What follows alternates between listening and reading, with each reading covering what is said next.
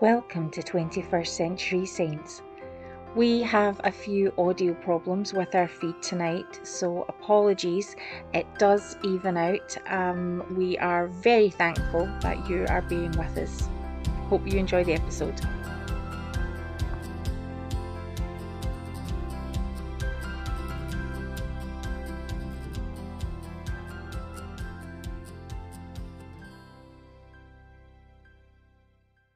Welcome to 21st Century Saints. We are a podcast and live stream series. This is episode 3, and we are specifically keeping in mind people who are members of the Church of Jesus Christ of Latter-day Saints and those who are adjacent to us here in the United Kingdom and around the world.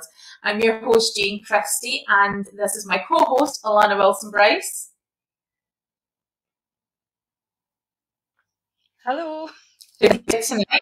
Hey, Alana. So everyone, Alana has some allergies going on. So a little bit of a cough there. So you're muting out whenever you don't have to speak. And it's a real shame because you've got a lot of speaking to do tonight. Yeah. But I know we're going to get through this together.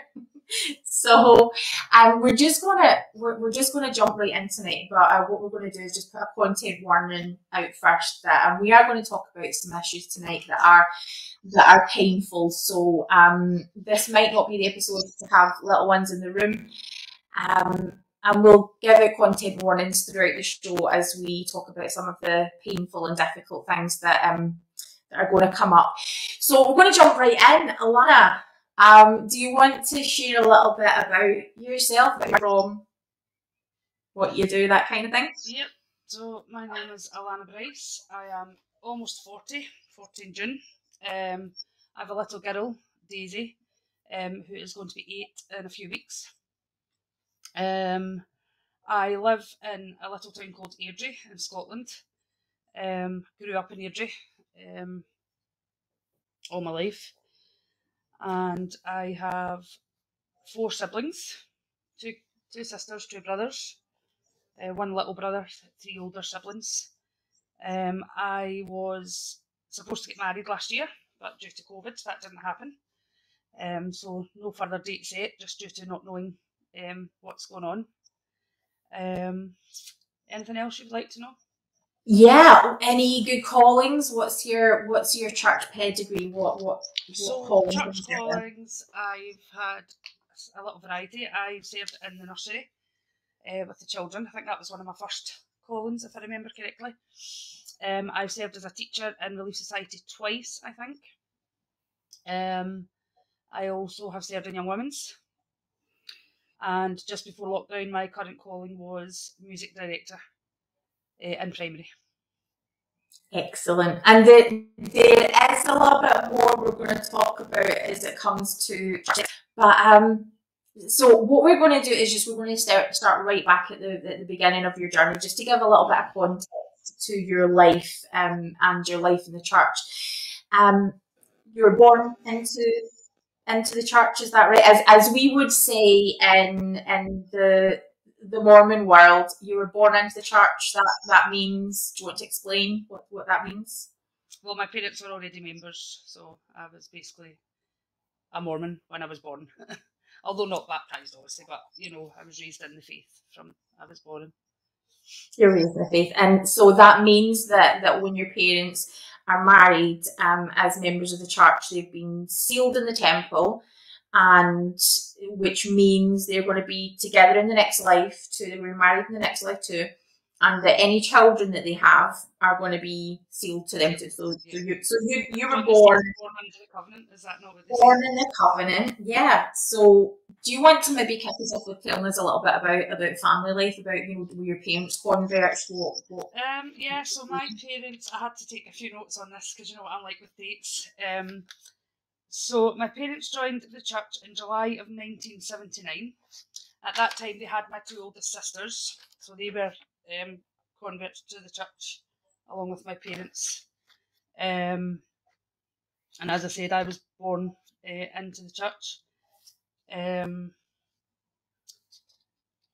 Do you want me to talk about my dad being bishop and things like that? Yeah, let's go for it.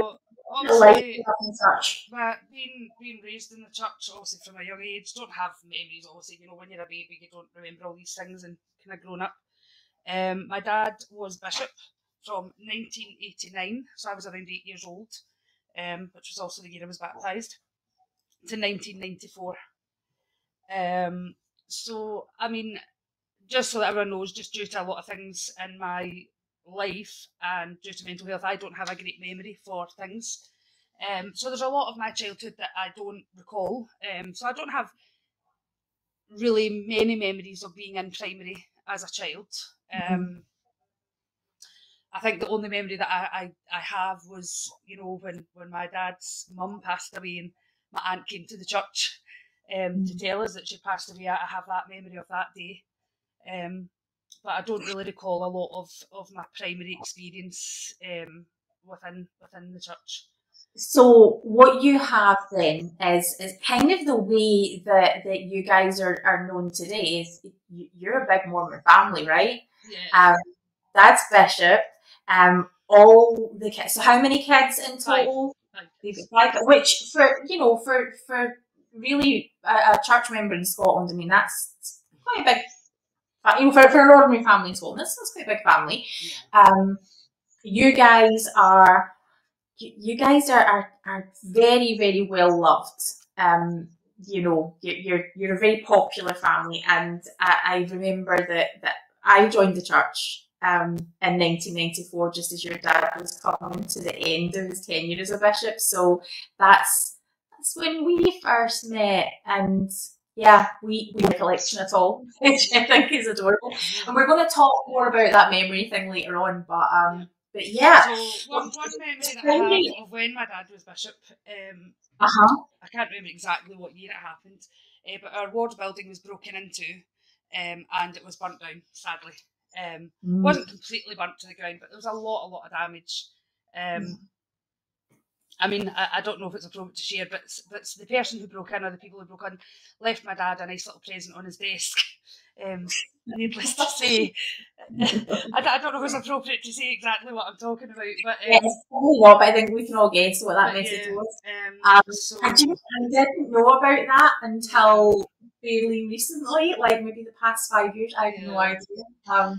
So we then had to move our church attendance to a little community centre just 5 minutes down the road, if that, called the Beachbank Community Centre. So that was our church experience while they got the building fixed up. So what? Well, first of all, what was primary like? Did you like primary? I guess is what I'm asking. Can you remember? I think if I had any memories from primary, it would probably be the singing, because as you know, I like music. I like to sing, so that would probably have been my best memory that I have, to be honest. Yeah. Like, what do you know how people would have described, how your primary teachers would have described you? Were you that kid who just, or were you a little angel, or were you just? I'm going to go with I was a little angel. Whether I was or not, you'd have to ask some of my primary teachers that question. I just wondered if you had any vibes, because I think by the time you get to young women, you could probably answer that question. So before we get there, so primary, there's lots. It's very singing based. Were there a lot of primary kids? Can you remember? Was it a big primary? It was, if I recall right. I mean, I again, my memory things, but I do have memories of it being recent. I mean, I guess I've nothing really to compare it to, but in my eyes, there was quite a good number of children back then. So, like in Airdrie, which is where we are, Airdrie Ward in Glasgow Stake. Please no one come and stalk us. In a little ward in little stake in a little country in the world, a lot of primary children would be like, I remember at one point maybe like about 20 to 30 kids. I mean that was huge at the time. So when we say there's a lot of primary kids, it's yeah. Okay, so you're now worshipping in a community centre. What's that like? It was cold. Yeah. Sorry, bear with me. Yeah, like if my memory serves me correctly, there was some heating issues there, and it was a bit strange, because you're sitting in a hall, you know, to have sacrament meeting. And then obviously there's different little rooms where you can go for your other classes. So that wasn't much different. I guess the only difference was we're sitting in like a gym hall to have your sacrament experience. Did baptism still happen back? Like, what happened if someone was going to be baptized? You're testing me, Jane. Yeah, I'd have to say I don't recall that, to be fair. I'm going to assume that we went to a different state, because like this is just the church. I'm assuming we went to a different ward within the stake or something for that to happen. I would think so. Because I don't imagine they would put them on hold, you know, while the building's being fixed up. And so church attendance, then having no home while everything's getting. Also, just to clarify as well, I mean, when this act of vandalism happened, when the church was burnt down, it was sort of considered just that, vandalism. It wasn't considered, you know, there's someone out to get Mormon kind of thing. It really was just one of those things.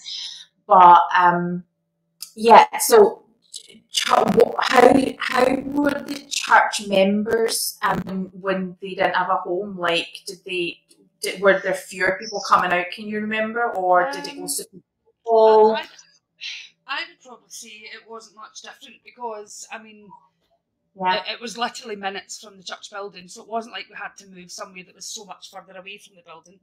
It was literally, I mean, you could walk to it, you know, in about 5 minutes, probably. So I would imagine attendance would have stayed the same. And socially, is everyone you hang out with members of the church, or? Well, I mean, what age was I back then? I mean, obviously that happened somewhere between 89 and 94, so I was 8. So, like, if your family are having people over, are they church members? Are you? Yeah, I mean, obviously we have family who are not members of the church. So, you know, there was probably friends that my mum and dad still kept from before they joined the church, so there's a possibility there were. Okay. I mean, I don't remember at which points, but I know that throughout my kind of younger years, my mum and dad's church attendance could be a bit. There was a time when they were away, there was a time when they were back. Again, I wouldn't know time scales for that or anything like dates, but I do know that they did leave the church for a little time here and there over the years. Yeah, and which is really super common here. So take us into young women. What's that like? Again, memories a bit vague from there. Most of my memories that I have, and this is something I used to tell the young women when I served in Young Women's, you know, that for me, the best memories I have of Young Women was when we were doing service, when we were helping other people. So I guess the main memories I have from my youth days are from going out singing into nursing homes and things. We would go into Glasgow and we would serve, there was a food kitchen at that time, and we would serve the homeless. We would make up some sandwiches and things to take along. And I always remember that our young women's leader at the time would always say, now, no wee scrapes of butter, corner to corner, a good spreading. You know, it had to be, you know, not just a wee lick, you know, it had to be covered, the whole slice of bread had to be covered, and generous servants. And I guess they're some of my best memories of my youth days. I don't have, I mean, our youth leader at the time thought it would be a wonderful idea that since we were a choir almost going out singing, that we would have these dresses that we would wear. And looking back, they were the most horrific dresses. They were green with floral pattern, almost kind of similar to your background there, Jane. You know, and I mean, probably at the time that was probably, you know, and I mean, it was typical Mormon. It was covered, full length, you know, pretty much. That if I remember correctly. Choir kind of tent type outfit. Yeah. But I mean, our young woman did at the time. She meant well, and she did a lot of good. Still does do a lot of good, actually. And yeah, that's the main memories I have from my youth days, is just going out and serving in our community. Again, I don't have great memories of classes happening, and I think at one point I became at the time when it was Maya Maid and Beehive and all that, I think I became the class president, but I think I was the only option at the time. I don't think there was anybody else in that class at the time, but yeah, I don't have great great remembrance of that. I do remember the times, and that's why I always said to my young women, you know, that whereas we're here to have fun, we need to be serving as well, because that's some of my best memories from my young That's days. been your big focus. I mean, I'll let you have a sort of coughing break while I share this. That one of my favourite stories is to hear that church leader to talk about her time in Young Women's, and she'll talk about you. And the story goes along the lines of, you know, having to, you know, taking all these young women and really focusing on this act of service and how we've to, you know, be very generous with how everything is prepared, and is that, you know, things that are fit for a king. And I refer to Alana as Hurricane Alana. Alana's got, you know, like an energy, and so this wonderful woman is talking about, you know, Alana's like skipping all over the place, like, and she's like, oh, where is Alana now? And by the time it gets to the end of the night, she's like, right, where is this girl? And she looks around, and she gives this vivid description of the in appearance, the definitive homeless man from Glasgow, who's, you know, wearing a woolen hat, who's wearing, you know, very shabby clothing, is, you know, doesn't smell, you know, nice, and that there's Alana giving him a big hug and saying, you know, speaking to this man, saying, you know, that he's loved. And I love that story. That's my favourite, not only one of my favourite stories about you, Alana, but one of my favourite stories. I think that is what the Young Women's Programme is all about. Okay, so take me through. So now you're in your teen years, right? And what is it like being a teenager in an area where there aren't a lot of members? It's difficult. You know, when you go to high school, you don't have many people who are members of the church. You know, for a time it was only myself and my siblings, and then as you know, a couple of other people who lived in the area grew up, they were kind of there, but you were a very, very, very small minority as members of the church. It was difficult because people knew that I was a Mormon, because that's what they called it at the time, and quite often, you know, I would get bullied for my faith, and for other reasons too.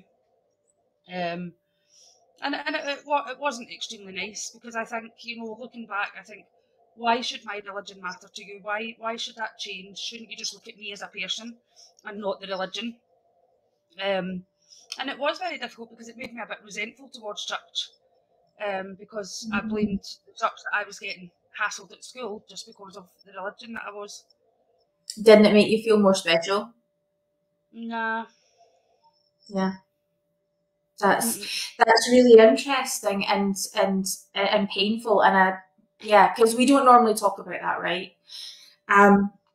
So what kind of teenager in general are you then? Are you, and also what kind of teenager are you in church? Are you the rebel? Are you the good girl? Are you just somewhere in the middle? I was quite a rebellious teen, if I'm being honest. I don't really know so much church-wise, but certainly home-wise, I was quite the rebel, acted out a lot. Didn't come home from school, didn't tell my mum where I was going, had her worried sick. I mean, I wouldn't say that I did anything, you know, severe, like I didn't have the police at the door or anything like that, but I just, I guess, caused my mum some worry. And I always remember, you know, that I was this big, outgoing, bubbly, as you say, you know, the hurricane, you know, nothing bothered me. I was out there, you know. And I think for most of my youth years, I believed that I was that person. I think I genuinely believed that I was just this big, outgoing, bubbly personality. That was just who I was, until late in years when I realised I was just trying to cover up a lot of how I was feeling inside. So that was my front. Yeah. As they say, that was my front to make people think that everything was okay and that I was doing okay in life, and yeah. So would you go to church dances, things like that? Yeah, I mean, I think if they were on, you know, I genuinely attended a lot of activities. Temple trips, stuff like that. So up until this point, round about this time, we have no temple in Scotland, and we didn't have a temple that was nearer to us than London. So going to the temple was a full weekend or several day long trip. Just for anybody who is concerned, Alana has allergies and has a terrible cough. Just to reassure you all that she is absolutely fine, but we're giving her some chat breaks and letting her have a little bit of time for a cough. You've insisted that you're fine to do tonight, so we're very grateful that you're willing to do that. But yeah, so did you get to enjoy going on temple trips? Yeah, I think the most what did you make of it? I think the most fun part of the temple trip was the bus trip. Oh, yeah. Getting to go down in the bus and sing songs and I think it's been a long time since I've been at the London temple, due to us having a closer temple now. But I kind of have this memory of a bridge and a little pond. Yeah. And I remember us all running around screaming because there was bats flying about.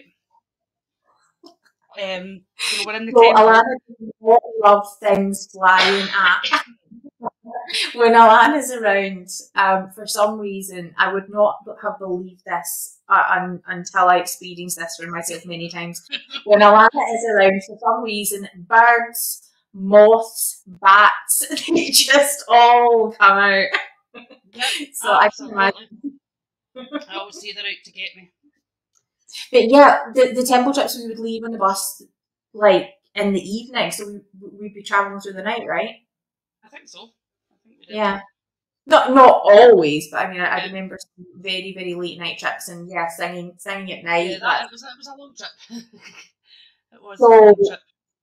So then we're a little bit older. We're heading into work time. You're ready to, go into Relief Society.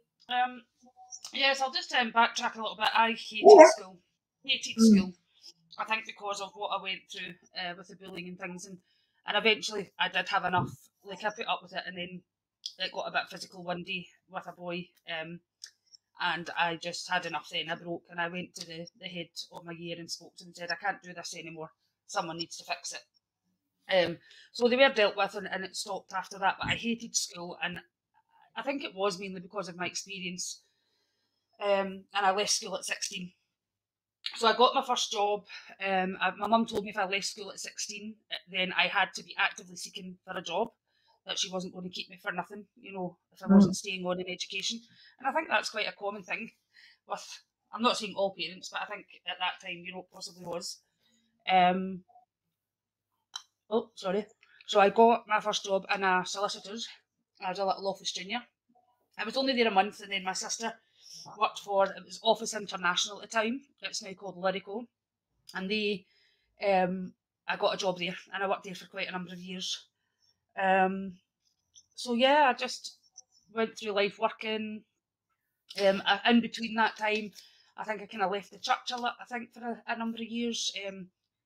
Really became the rebel then. Was out drinking and doing things that I shouldn't be doing.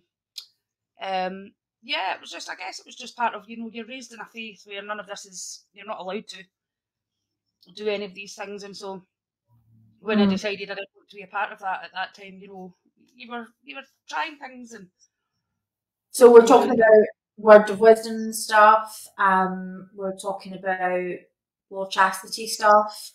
Obviously you don't have to speak about that if that's that's a deeply personal matter. Yeah, I mean, there were times in my younger days, I'm not going to lie, and this will all make a bit more sense when we come to a bit of my story later on. I certainly wasn't sexually active as young as that, in the sense of, sex. Although I did put myself in positions from a younger age to be doing things that probably, you know, people would frown upon. It wasn't my best moments of my life looking back. I do have regrets, but I have regrets in the sense of, you know, I should have seen myself to be someone more than what I saw myself at the time. But again, you know, this will all make a bit more sense further into my story, of why, you know, I put myself in these situations. And when I say situations, you know, it wasn't even in houses, it was in public. And you know, it's not the best time of my life when I look back, you know.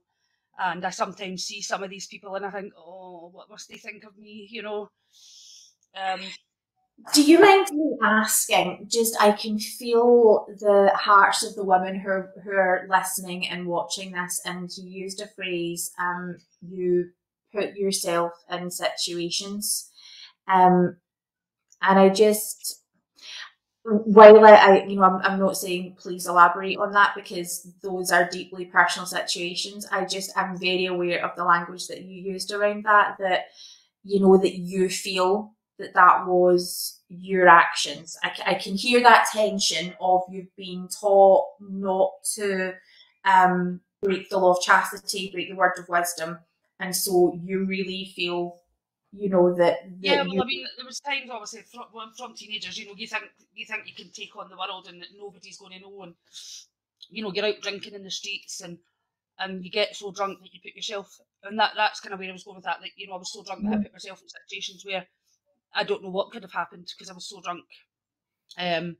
You know, but as I say, yeah, it is difficult because of what you're taught growing up, that you know, you do feel, I guess, a sense of shame and guilt for that.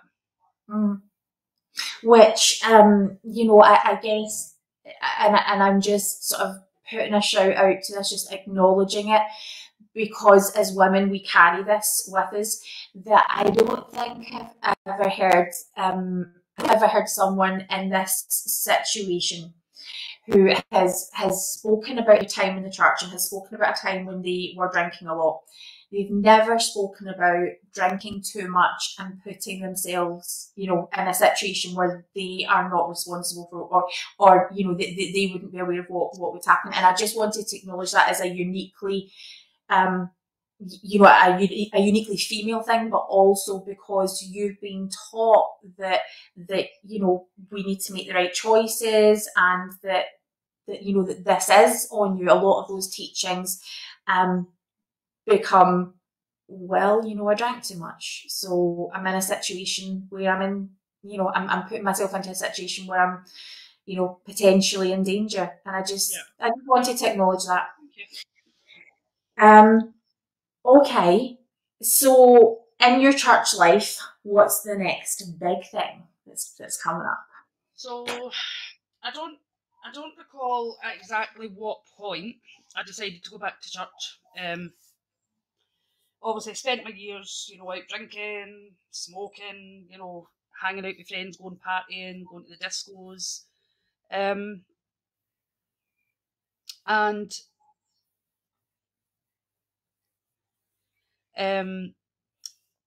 I decided to go back to church, and I had my patriarchal blessing. I can't remember what age I was at that point, but it was something in my patriarchal blessing that I read, and one day just thought, you know, does this mean I'm supposed to serve a mission? So I remember trying to, you know, we're taught in the church to pray over things, and I was praying, and I felt I wasn't getting anything. I wasn't getting a yes, I wasn't getting a no. And I remember going and speaking to my mum, and she had said that sometimes we need to make the decision for ourselves and then pray and ask if the answer's yes or no. So I did that, and I did feel at that time that a mission is where I should be. So that was the next big event, was putting in my mission papers. Wow. But, had you known any other? Had you known women who'd served missionaries served as missions? Okay. Had you known any other women missionaries up until that point? No, I don't. Not in the ward, certainly. There had been men, but I don't recall that there were any women from the ward. Wow.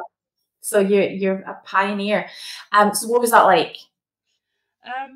So obviously, put in my mission papers. At the time as well, I had wanted to move to England. You know, that way you think the grass is greener on the other side, and you think everything will be so wonderful because you're down near the temple, and you know, the church is a bit bigger down there. You've got more of a reach out youth, well, not youth wise, but obviously YSA. So I had put in my mission papers, and I'd been waiting for a house for a while in England. And I know that the YSA sort of scene down south is, I mean, at that time, my understanding is it wasn't my world, but my understanding is it was awesome. I think even up here, there are lots of people who were going to sort of church dances and things like that around that time, and they're all still really good friends. Still all of those years later, and I just think that's so cool. I think that's really, really cool. Yeah, so mission. No, yeah, you're fine. Mission people, I always say, you know, I've been waiting for a house in England. I mean, I started buying things in for my house, and I mean, it was all packed up at my mum's loft. Apologies. And of course, put my mission papers in, and just before I'm due to go on my mission, I get an offer of a house. Although I had been waiting for all this time because it was hard to get a house down there. And I was like, dang you, Satan. I blamed Satan for that. I was like, this is trying to stop me going on my mission. Did it work? What's that? You were too strong. Did it work? You're too strong for that. So yeah, I blamed Satan for that. Yeah. But anyway, I obviously realised that I had to go on my mission. So initially I was called to the Greece-Athens mission. Which I was like, and this was my serious reaction, like, Heavenly Father, what are you thinking? Like, why are you sending me to a language speaking mission? Because I sucked at languages at school. I mean, French, I didn't even sit my French exam. I just didn't turn up for it because I didn't know enough and I knew I would fail the exam. So I thought, well, they may as well fail me without myself going through the stress of having to sit through an exam when I don't have a clue how to write French. I took German for a year and I did enjoy German. Don't remember lots about it. But yeah, I was like, why? Why would you send me here? Like, what are you absolutely thinking? So obviously I had to arrange visas and whatnot. I arranged all the visas. I go to the Provo Mission MTC and had a wonderful time there. Wonderful time for the most part. So I meet lots of people, and of course I always say I felt like a celebrity because everybody was like, you're Scottish. You know, getting me to say words and asking, what do you call this word? You know, because we've got different words over here for things like socket and outlet or, you know, plug point, whatever. So, you know, I did have a good time. So, unfortunately, when I went into the MTC, there wasn't another sister who was, going to the Greece-Athens mission. It was all elders. So I didn't have anyone. My companion in the MTC, she was learning Dutch, so I didn't have anyone that I could really practice the language with. You know, the elders were off in the room, they were practicing, helping one another. So I did really, really struggle with the language. Really, really struggled.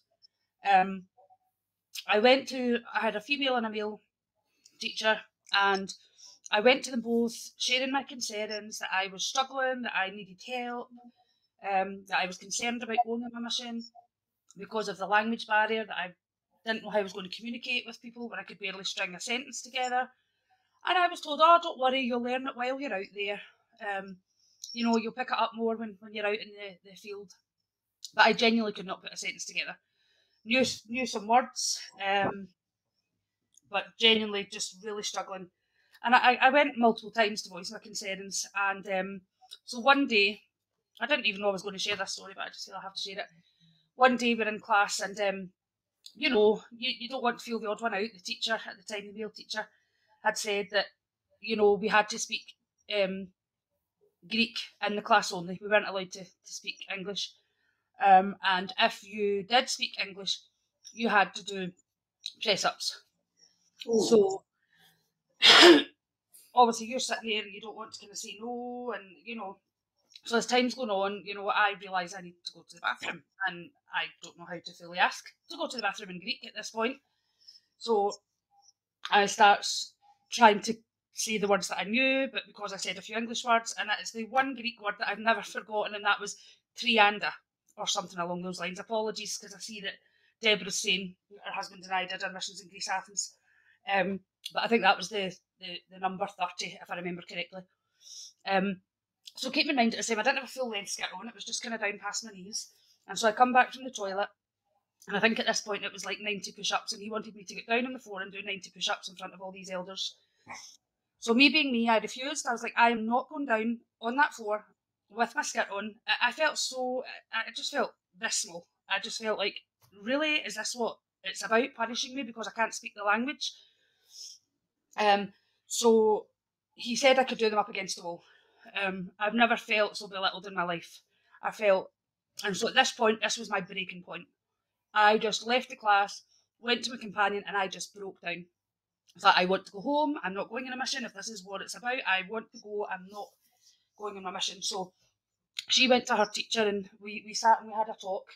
And she went to the MTC president and his wife, who were horrified at how I had been treated. They took me into their office and they apologised profusely. They just said, we are so sorry that this has been your experience. You know, what really got to me then at this point was that there was a Greek tutor within the MTC, someone who could have been spending time one-on-one with me, teaching me the language.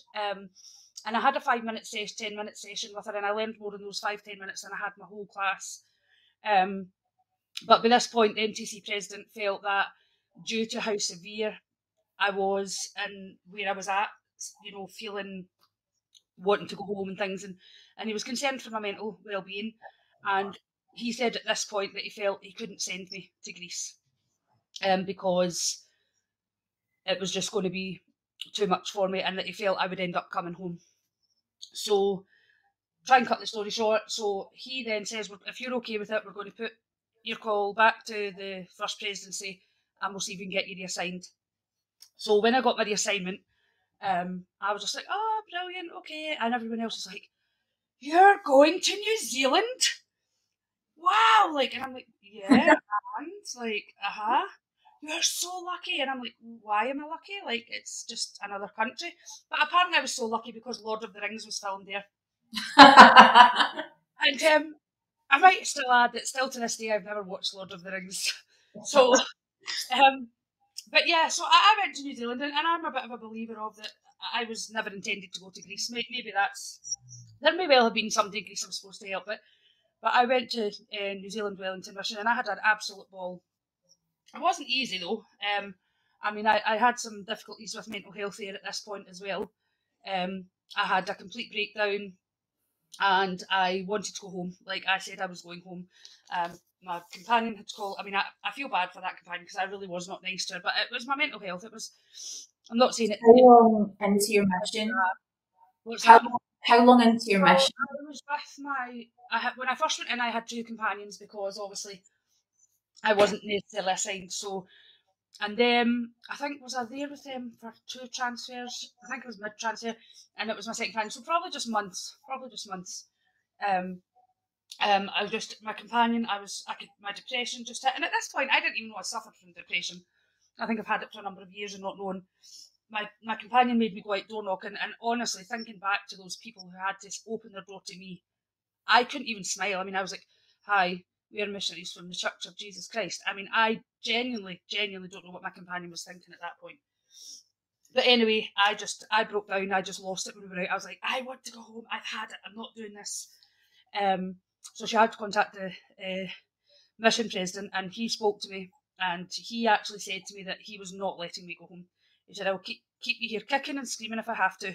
You have to understand who he was. He was a bit of a fun guy, and I love him to this day. Well, he thinks you're going to change your mind, right? He thinks it's going to pass, you'll find your feet, and that you'll really regret not staying, right? That's what his concerns was. That so obviously they got me to see a doctor. He also allowed me to call home and speak with my parents. And so they kind of, I guess there's this thing with in my mind, if I went on antidepressants, I would become dependent on them from the rest of my life, which I didn't want to be. I felt like, I don't know, in my mind, you shouldn't be on antidepressants. That was just what was in my head. But obviously, my mum had talked to me and said, I really think you should give it a try. I think you should, give it some time, get on the medication, see how you feel, and then make your decision. It's not so good to make decisions when we're in this frame of mind. So I did listen, and I went on to have an amazing mission. I loved it. Many great companions and met wonderful people. So yeah, it turned out okay in the end, but it was a difficult time in my life. But that's when I was first diagnosed with depression at that time. Right. And you then you start meds at that point. Yeah. Right. Yeah. So you have an honourable release from your mission. Yeah. My full 18 months. Okay. And I feel like this would probably be a good time, just because I, have some awareness of the direction that we're going to go next. This would probably be a good time just to put out another trigger warning that would be some things that are going to be extremely painful. So we're going to talk about suicide. We're going to talk about abuse. We're going to talk about domestic violence. So just to be aware, if that's something that might be problematic for you, you can bow out here for a little bit, and also make sure that maybe there are not any children around. That makes it a good thing for me to just pop and just check my child isn't around. Is that okay? Well, I'm just concerned that. Please go and do that just now, and while you do that, I'll just give another little bit of reality explanation for our audience. So one of my favourite things about being able to do this with a good friend is that we both are very much about this is our lives. You're going to get to come in, you're going to get to see like. This is not a slick podcast or live stream series, as you will have already seen. We are making this work while our kids are asleep. So Alana's little one is just perfect. So she is just doing the mum check right now. At the same time, I've got my little ones are all who are actually big. My kids are all being super quiet and wonderful and super obedient, which I love. But the reality is at any time our kids could need us, and so when that happens, the other one will just continue, where we've left off. So that's how life works for us, and I really love that. We are all about the honesty here, right? Yep. The only reason I checked is because I thought I'd heard her on the stairs earlier, so I just wanted to make sure, because also I don't want my little one hearing any of this. So thank you. I'm glad she's good. So Alana, you come back from your mission, and then now the Mormon story, the Mormon dream, is that you come back and you get married, you have your family, and you all live together. So. Are you telling me that's what happened? That's not what happened? None of that was my story. None of that. So I came back from a mission, and I guess anyone who served a mission, you know how routine that is. You're up by a certain time. Your day's pretty much planned out for you, minus you deciding where you need to go and whose doors you need to go knock. But your day's pretty much mapped out for you. Your bedtime's mapped out for you. So when I came back, obviously it took me a while to kick into the time zone as well from New Zealand. I was awake at difficult times in the night because I felt like I should be up. And yeah, life just wasn't how I imagined it coming back off my mission. I remember giving my talk, when I came back and things, and that was wonderful. But just slowly, I just started to feel like I had nothing. I had no support. I'd came from this pretty much 18 months minus the MTC, but even still then, of your life being mapped out for you. This is how your day is. This is your sole routine. To coming back and suddenly having none of that.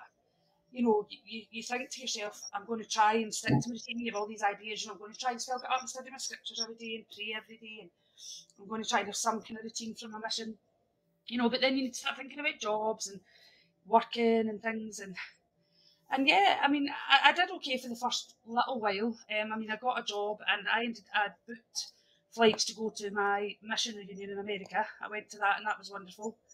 But I really found it difficult as time went on because there weren't a lot of people my age at that point. And I tried to say this with the kindest of love in my heart, but when you're a single in the church, you know, if you're not married, you're not in that kind of crowd, you know. So, you know, married couples are getting together, having nights together in their houses, and here's me, Alana, just sitting, you know, because I'm single. And Can I ask at the same time, what about your family? Are all of your family still active in the church at this point? No. The only active members at this point were my parents and my sister and brother-in-law and her family. My other sister and my two brothers had left the church at this point. Okay. So, I mean, they were very supportive of going on my mission. You know, and I think they sent money every now and again, you know, to help me financially and things. But yeah, I suddenly found, like, the main friends I had at that point after coming back from a mission were non-members. People who had met through work, people who, you know, I often say it, I had a better social life out of church than I did in church. You know, I needed a social life. For some people, they don't need that, but I did. I had went from this life of, you know, being out of the church for so many years and having that social life to now coming back and like, what's next? Because, you know, there wasn't many people in the ward who, there were people, but they just weren't very actively and willing to engage in activities and things like that for our age group. So it became very difficult for me to continue in that lifestyle because I found that I had a better lifestyle and friends out with church.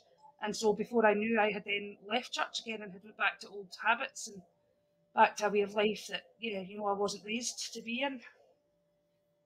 Yeah. And at this point, our paths are going to cross again. This was a stage in both our lives when, you know, both of us went through the party phase. I think we had a couple of we bumped into each other on occasion. Well, we were party girls. Sure. Yeah. So what happens next in your story then? So leave the church. You know, I can't remember the full reason. Yeah, I do, but it's not something I'm willing to share. Something had happened at that time in my life. I'd made a bad choice. Quite like looking back, I'm horrified at myself for what I did. And my mum and I had a big argument about it, and my mum put me out the house. That must have been so painful for both of you. It was because we're such a close knit family, and you know, I never in my wildest dreams thought that would happen, and it did. And I'm really good friends with your family, right? And knowing, I think you've mentioned your mum a few times through it, and the advice she gives is amazing. She's just this constant solid personality, and you know, I guess I just want to honour again how painful that must have been. My mum's wonderful, wonderful, and you know, being a parent myself now, we all make mistakes. We do things in our life that were maybe, you know, wasn't our proudest moment, and I don't hold any resentment towards my mum for that, you know, because it was my choices that allowed that to happen. Jane, I don't think I have sound with you. Yeah, I had just popped onto mute there for okay.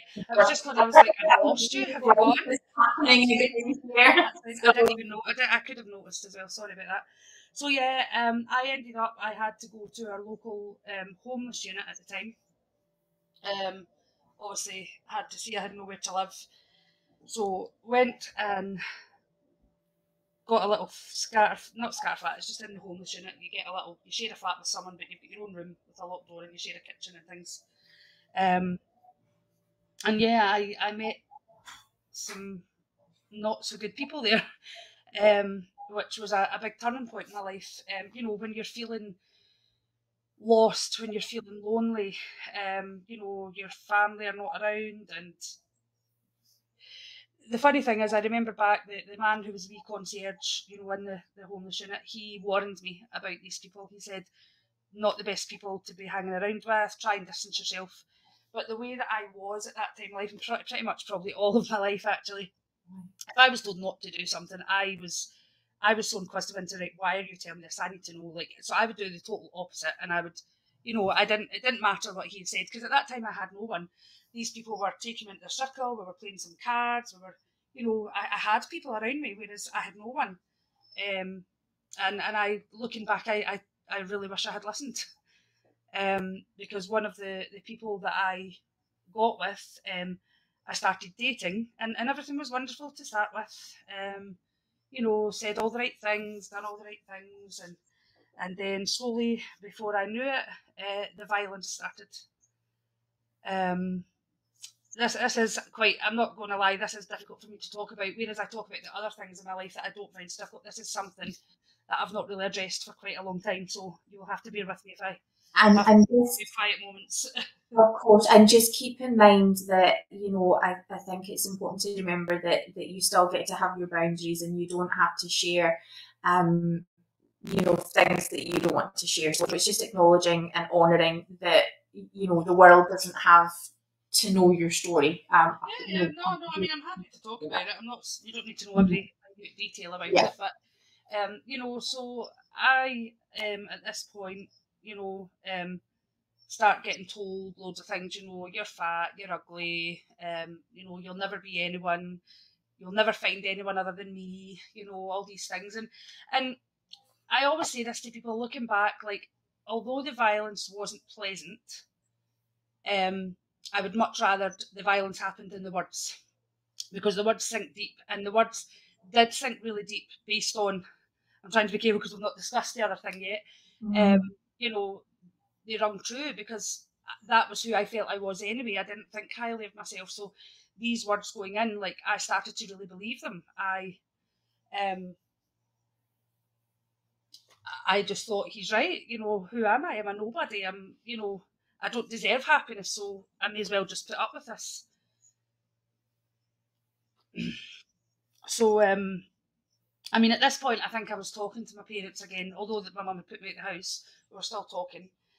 And I mean, looking back, it was so stupid, some of the things he used to come up with. Like, I was in the mirror plucking my eyebrows. We used to have a family day once a week.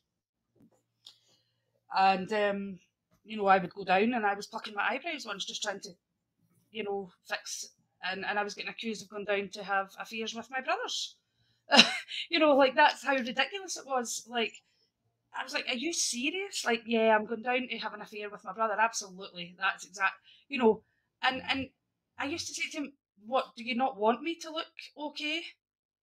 Okay. Have you lost Jane? Oh, no, I'm just muting out on the screen, Dave, okay. so we can just I just, for that time, looking back, I think how ridiculous some of the things that he used to think. I mean, it was difficult. It was a difficult time. I mean, I think it was where I was at the time. Again, it will all make sense as my story goes on. Just where I felt and who I felt I was at that point in my life. I'm not even going to say I allowed myself to be in that situation, whereas I did, but he did do some jail time for a short time. He got caught breaking in somewhere, and even at that point, looking back, I'm like, why the heck did I go back to him? Like, when he got out, why the heck did I take some of this back? I've been raised better than that. I've been raised with morals. I've been raised with standards of, this is not the kind of path I want to go down. But I mean, I guess it was just where I was at that point in my life. And so basically from there, um,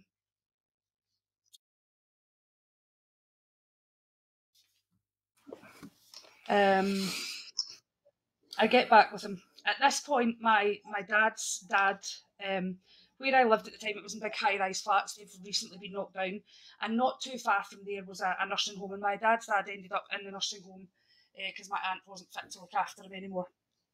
So I used to go visit him every now and again. And there just came to a point where my mum had said to me, my mum had questioned me at some point when I was going down. So, and I wasn't fully telling lies at this point. Like, we did just to play fight. We used to, carry on, and I was a bit boisterous. And my mum called me out one day when I was there for family day and said, is he hitting you? And I was like, don't be daft. Like, but if you ask my parents at a young age, I wasn't good at lying because my face was red. So she knew, but she didn't back me into a corner and make me feel I had to say. But she said she could see the finger marks because the main thing he used to do was strangle me till I almost passed out. So, excuse me 1 second, sorry.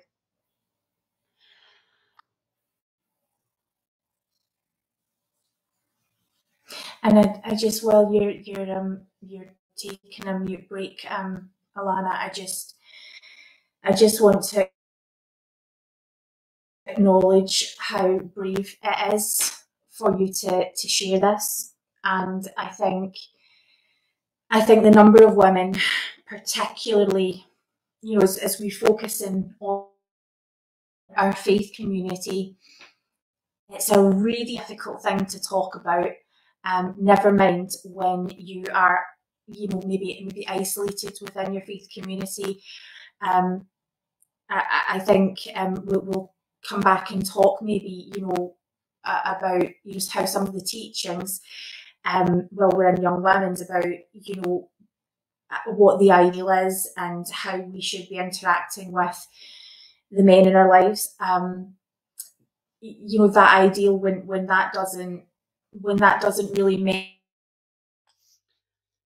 when that doesn't come together, it can make us kind of so yeah, I'll let you continue to share. I'm really sorry about this. I feel so awful, but it just hits me and there's no warning. So as I say, my mum had called me on it, and I was like, oh no, she knows. But at the time, I really believed. Like, when the more I thought about it, I thought, no, she's accepted it. Like, she knows it's not happening because. But I think during that time now, I've been quite a big woman most of my life, up and down, and I think another telltale sign for my mum was that the weight was dropping off me quite rapidly. The things that he used to get annoyed at me for was, things like, if the vegetables were a bit too overdone because he liked a bite in them and they were too soft. I mean, I got a plate of dinner fired across the room at me, at one point. Things like if I had folded the towel and put it over the bath and it wasn't exactly how he wanted it, or if it had fallen off the bath because I hadn't put it on properly, stupid things that used to trigger him off. And so my mum had kind of known that there was something. My amazing mum, being the mum that she is, had actually reached out to an organisation. I feel like it was the Moira Anderson Foundation, which is based up here, and asked them. It was either them or some other organisation that dealt with. No, that wasn't Moira Anderson. Sorry, that was who's the other one that deals with the Eva Project. The Eva Project. I think it was something like that. And to ask them, what do I do here? I really have a feeling that my daughter's going through domestic violence but doesn't want to say. And that was the advice that they had given her, was not to back me into a corner, to let me come, as hard as it is, to let me come in my own time. Because if they said if you push her and push her, she'll back herself into a corner and feel that then there's no one she can turn to. So there was one time I just thought, I can't do this anymore. And I was, even at the time, I was so nervous. But I thought, I need to get out of here and I can't do this anymore. Now, this was my own home that I was living in, and I was willing to walk away from that home because I just thought, I can't do this. I can't do this anymore. And so I said I was going to visit my papa, who stayed at the home just down the hill. I'd no intention of going there, but I had to walk that way because we were in high-rise flats, and I wasn't too high up the flats, but you could still see a good distance. So I had to walk the exact path I would go to Roy Yards, and the whole time I was bricking it, as they say. Like, I was terrified in case he would try to follow me or had an inclination that what I was doing. And so I, on the way, I called a good friend, not Jane, because we weren't quite close at that point. I called another good friend and I just told her, I said, I need help. Now, at that time, my mum and dad were away. I can't remember if they were away at the temple or just on a trip. And I didn't want to ruin it for them. So my friend had called my sister at the time, who came and got me, and I just told her everything. I said, I can't do this anymore.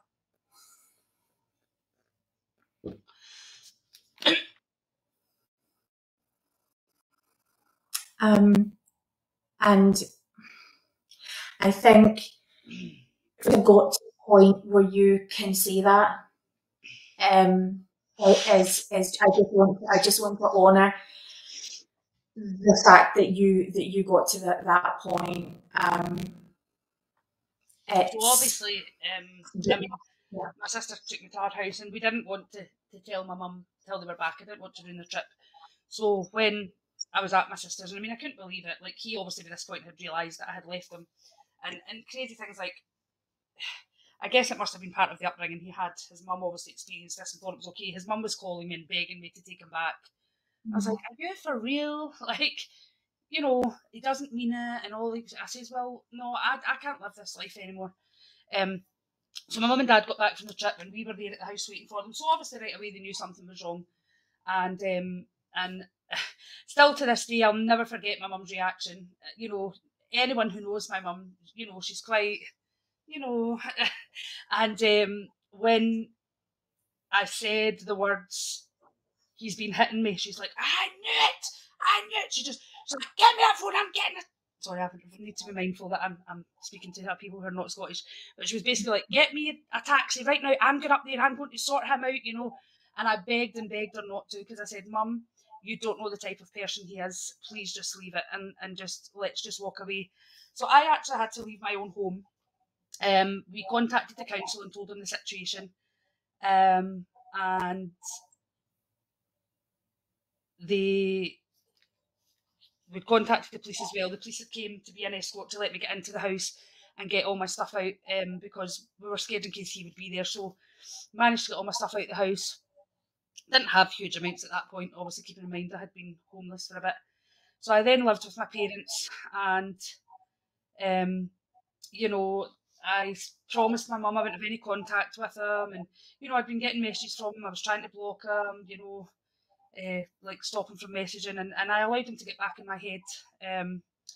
And he said all the things that wonderful people who are abusive say, I promise it'll never happen again, and things will change, it'll be different this time, and I allowed him to get into my head. And my mum found out that obviously I was talking with him, and she did at the time give me an ultimatum, you either choose him or you choose us. And I don't say this to upset my mum in any way, if my mum listens back to this, but it's just part of my story, and I know my mum regrets it to this day, but I chose him. And looking back, I think, why the heck would you go back to that? But abusive people, they manipulate you, they get in your head, and they make you feel like they're your whole world and that's all you need in your life. So I went back to him, and at the time I had to go and live with a friend, because obviously I had nowhere to go. Obviously at this point I was down for another house due to having to leave that house, and I was offered another house, and we moved in with practically nothing, and a lot of the thing that I forgot, was he kind of took over my finances. I had got into debt because he was taking money from me and was getting behind on bills because he wanted it for drugs and things like that, and I just did as I was told. I was too scared not to. So when we moved into that house, I had no bed, I had no nothing. We were sleeping on a floor. We managed to get a couple of sleeping bags from somewhere, and I just remember it being so cold. So then at that point, I was with him for a little while. Nothing changed. The abuse started again. Things got bad. One time, I just lost it. And this isn't the person I am at all, but I just took a knife and I was like, stay away from me, or this is going through you. Like, I just broke at this point. I just absolutely broke, and I just He'd taken my phone and everything off me at that time so that I couldn't contact anyone. And I remember in my bedroom, I had a walk-in cupboard, and I remember just sleeping there for the night, sitting in there. He's like, "Don't be silly." And I was like, "No, you stay away from me." And I held the knife. I'm like, "Do not come near me or this is going through you." I was like, "Just stay away from me." And I just lay on the floor in there and didn't move because I just thought, I can't deal with this anymore. And then basically he built the trust again. He gave me my phone back. And I remember my bathroom in that house at the time didn't have a lock on it. And I was sitting in there pretending to be at the toilet, but I was terrified he would walk in. And although I wasn't speaking to any of my family, my mum worked in the solicitors at the time, I just texted my mum and I said, "I'm so sorry, mum." I said, "Please call the police." I said, "I need out of here. I'm scared. I'm terrified for my life." And my mum tells me that as soon as she got the message, she was in a panic because she didn't know what to do. She was at work. So she just did. She called the police and gave my address. And when I left him, before I took him back, they had put like a chain on my door and stuff. And so he used to always keep the door locked. And if anyone even came to the door, it was the same at the other flat, he would always look out the window before he would answer it. And so I was terrified because I thought, if I don't get this chain off and get down these stairs, I could be dead before the police even get through the door. So when the door goes and he looks out the window and he's like, "Did you call the police?" And I was like, "Yes, I did, and I want you gone for good." And I just quickly ran, and I just remember opening the door to the police and I just broke down. I was just like, "Get him out, get him gone." They asked if I wanted to press charges, but I was too afraid because of threats that he'd made if I ever got him arrested on my family and things, and I didn't want to risk that. I said, "No, I just want him gone for good." And even when he was going with the police, he was still shouting things at me. "You'll never be anything without me," and you know, all these things that they tell you. So that was a really horrific and difficult time in my life. But I was very lucky. I'm lucky to be sitting here in front of you. And I think while you have your coughing break, just a couple of things that I think it's important to share. First of all, you know, we have the statistics that have been published on domestic violence in this country is that somewhere in the region of 1 in 4 women will experience it. So this is incredibly common. And while you may consider yourself lucky to be here, you know that did not deserve that. Another really important thing to say, I guess, is that from a family's point of view, having to see someone that they love return, you know, having made that breakaway, having seen someone return to domestic abuse is incredibly painful. And you know, so families have to be boundaried, and sometimes it breaks family relationships. You know, the number of women who return to domestic their partner who has, you know, when they've experienced domestic violence is huge. Women often try many times to leave if they, you know, if they do at all. So I just wanted to just acknowledge that, that you know, that happened. It's difficult because growing up, I used to be one of these people that always said, "No man will ever lift a hand to me. The minute he does, he's gone. He's out the door."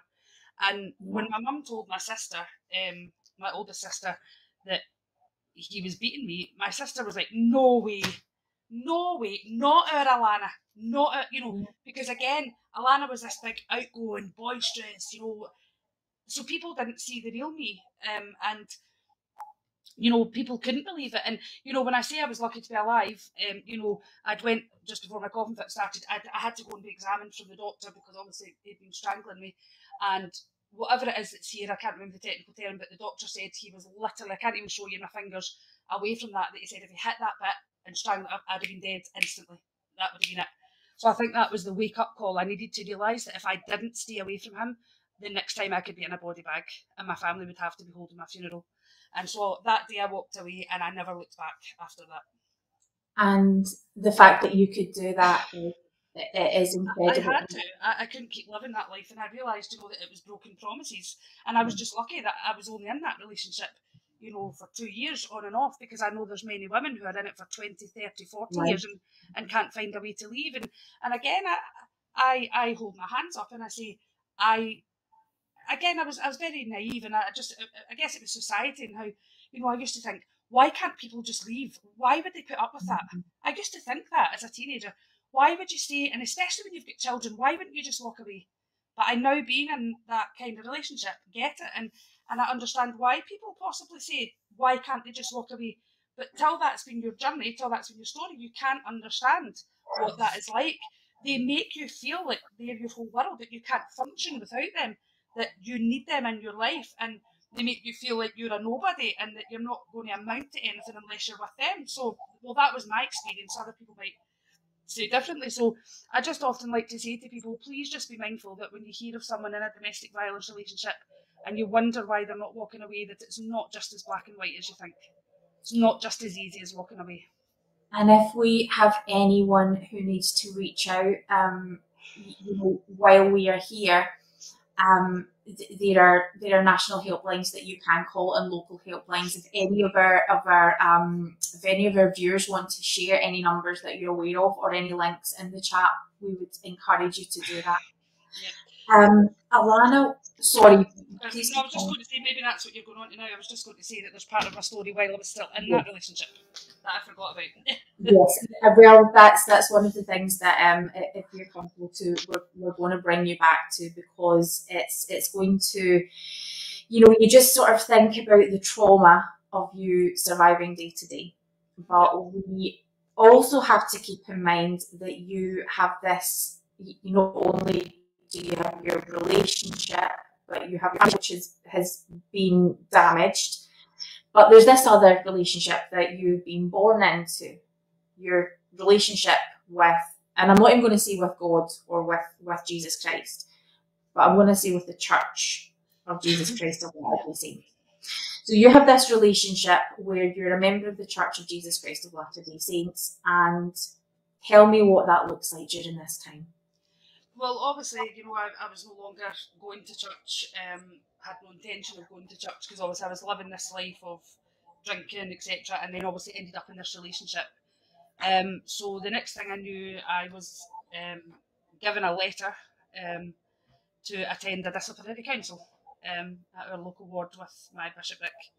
Did you know what that meant at the time when you get this letter? Did you know? I guess I knew enough about it. I don't know that I knew the full extent of what would happen. You know, I'd heard of people, you know, who were up at disciplinaries to be excommunicated from the church, but I don't know that I knew exactly how one happened, or, you know, I mean, I can't remember the exact dates, obviously, that this happened. You know, I came to the conclusion, I'd asked my dad, because he was on the bishopric at the time. Now, keeping in mind at this time I wasn't speaking to any of my family. We kind of came up with between 2008 and 2011, somewhat in between that. As I say, I can't give a definite year. Just to explain to everyone, my memory, the way my brain works, I tend to just back everything up. Everything gets stored, and I don't remember things. So dates and things are not my forte, to be honest. So obviously my dad being on the bishopric at the time, he wasn't able to be in the room. He was still there in the building, which I was really anxious about, because obviously I hadn't spoken to them for a while, due to going back to my domestic relationship.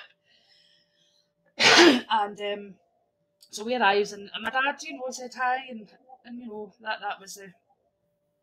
put me a wee bit at ease.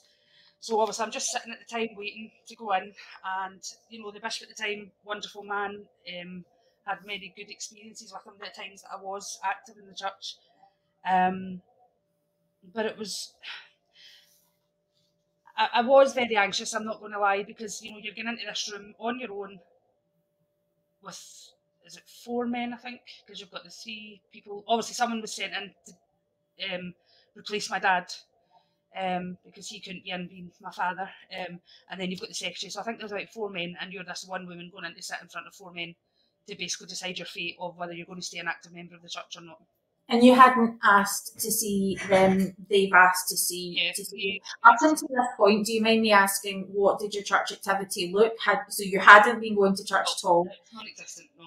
Obviously, you know, I don't know, during that time, you know, if there was a family event on or something, you know, if I was asked to go, then I would go, you know. Don't know, Yeah. during that time, if there was anything on, you know, like I've got loads of nieces and nephews, so if there was baptisms going on or whatever, you know, I would attend them. But also, I think it's worth, you know, pointing out too that the people who are in that room, you know quite well, or they'll know you quite well. You've grown up with these people, right? Yeah, it's people that I've known and loved, and especially, you know, one or two of them who, Mm. you know, one of them especially I did grow up around, and they were a big part of our family life, you know, played with their kids and stuff growing up, and yeah, so I mean, it was all people that I knew very well. It wasn't like they were strangers to me. You know, I always imagine, you know, in America with all these big, huge wards, that sometimes you know, they maybe don't know people on that one-to-one the way that we do. But we're kind of a small ward, so you know, we do kind of know each other, and we know each other's lives, and not every intricate detail, but you know, we still know each other.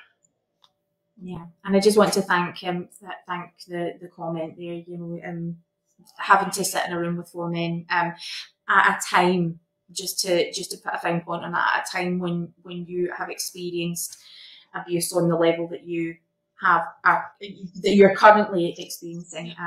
Yeah, just want to honour that. So you're in the room. So do you know what the charges are? Is that made clear to you?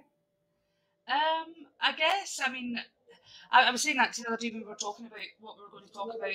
You know, that I quite possibly still have the letter. I'm not sure whether I kept it or not.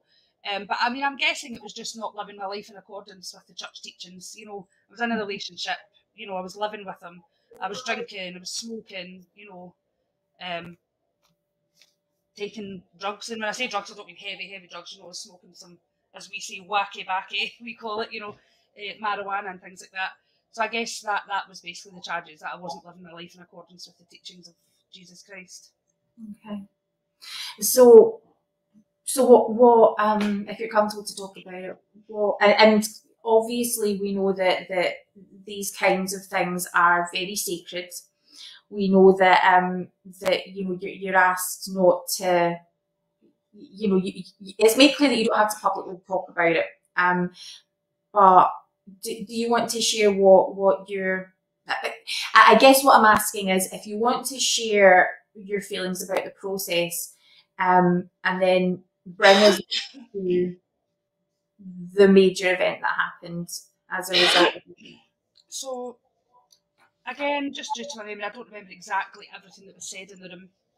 I just know that, you know, the bishop at the time, you know, speaks to me, and it kind of gives you I guess they just talk a bit about what's going on for you and things, and then they just they did give me the opportunity, you know, that if you're willing to, you know, turn your life around and come back to be in accordance with the teachings of Jesus Christ, you know, then things can look different. So, in a sense, you're almost being blackmailed, you know, that's how I view it. I mean, I don't know that I fully thought that at the time because of the place I was in at the time, but looking now, you know, I feel you're almost being blackmailed. Well, if you don't turn your life around and come back to church, then you're not going to have your membership. So, you know, at that time, for most people, they might, if they're not okay with being excommunicated, because that's what it was called at the time. I know they don't call it that now, but still the same thing. You can change the name. It's still the same thing. But at the time, you know, I was in that domestic relationship, and I was too afraid to say that I was going back to church because he would have not been okay with that. He was not religious. There was an instance of when he'd went rooting through my stuff and he'd found all my temple garments and was adamant that I told him what they were for and everything. And you know, growing up in the church, I was told that we don't talk about it. We don't tell people. So I was like, no, I'm not telling you that, you better tell me. And he ended up, he threw them all out the window of a high-rise flat, and I was mortified, I didn't know what to do. And then I carried a guilt for that, because I'm like, well, they're out there for all to see, and, you know, but I realised now that that wasn't my doing. And so I was too afraid to say that I would go back to church. Part of me possibly might have given it a try, but being in the relationship that I was, I couldn't. And so, you know, you're asked to leave the room while they discuss it. I can't remember how long it took. And then obviously I was told that I was being excommunicated, that they felt it was in my best interest to to be excommunicated from the Yeah. church. We're going to talk about sort of your later feelings about that time, as when we come to sort of a bit later on in your story. But at that time, you sort of, I know whenever you've spoken to me about it, you speak about it with, while there is pain, you speak about it in quite a positive way. That when it's presented to you that this is the best thing for you, that that seemed to be something that you spoke about quite positive terms about. Does that? I think for me, because a lot of the years, any time that I was doing things that weren't in accordance with church teachings, I carried a lot of guilt with me. I, felt shame for some of the things I had done. And I guess at the time, that I felt it was for the best. I did feel like, looking back, and at the time I remember feeling like a weight had been lifted off my shoulders. And that's how it felt at the time. But as time went on, just because they say you're no longer a member of the church, you've had all these teachings instilled in you from you're a child. And so it doesn't fully take away that guilt, because you still know what, according to the church, Jesus Christ expects of you and what you should be doing. So you still carry some of that guilt, although at the time I genuinely did feel like a whole weight had been taken from me. You still through life carry a lot of that guilt with And you. can I ask, did you, because I know that acknowledging this is domestic abuse is something that someone experiencing domestic abuse doesn't always either recognise or register, or is able to say those words for all sorts of different reasons. So during that meeting, were you able to say that you're experiencing domestic abuse? No, I didn't at the time. So you would have been asked then to, bringing your life into accordance with church teachings would have involved you having to recommit to living the law of chastity. Yeah. So I would have had to put him out my house, potentially. Yeah. And, recommit to all of the things around that had you wanted to, it's just quite frightening to think of how that discussion could have gone, and what you must have been going through. Okay, so you were in there what the decision had been. So can you talk about what happened next? Yeah. So the gentleman, I don't know if that's the right word, but who'd been sent in to replace my dad, at the time, because my dad couldn't be part of it, had just asked if he could have a little word with me. And it was could we just what the relationship is there? That long-term family friend. He wasn't just someone I'd just met. He's, I grew up around his kids. We had play dates together, and we were always around each other, my family and their family. So he asked.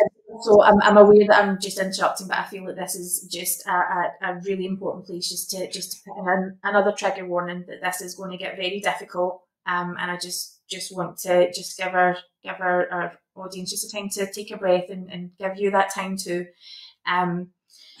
So you have a family friend who is speaking to you at the end of this plenary hearing, and it's you and him in the room. And it was in our young women's room, and he just put a chair at one end of the room. There was quite a distance between us, and he just, obviously, him knowing me growing up and knowing how I was raised, did I have the perfect parents? No, absolutely not. But I'm not the perfect parent either. But I just remember him saying something along the lines of, just having a chat to me and just, expressing his love for me. And he just said, that, having known you growing up, and knowing the life you've had, is there anything, that's causing you to act out in this way? I guess he's seen this little girl who was acting out and was, I guess going against all the things I'd been taught. And I just felt that there and then was the right time to say, because I think it was easier to say it to someone who, although we'd been close over the years, he wasn't as close as like my mum or my dad. or my sister or someone. And I just felt that at that time that was the time that I had to say what had happened to me as a child, and that I was sexually abused by a family member. And I'm just going to just leave us in a moment of silence.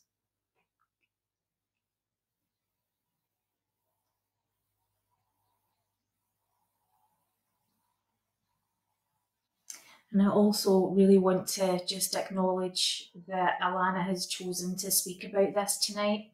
No, she forced me. She put my arm up my back. It's so good that we are friends who laugh so much, and we have shared so much, and I just want to honour the courage in you feeling that it's important that you share this.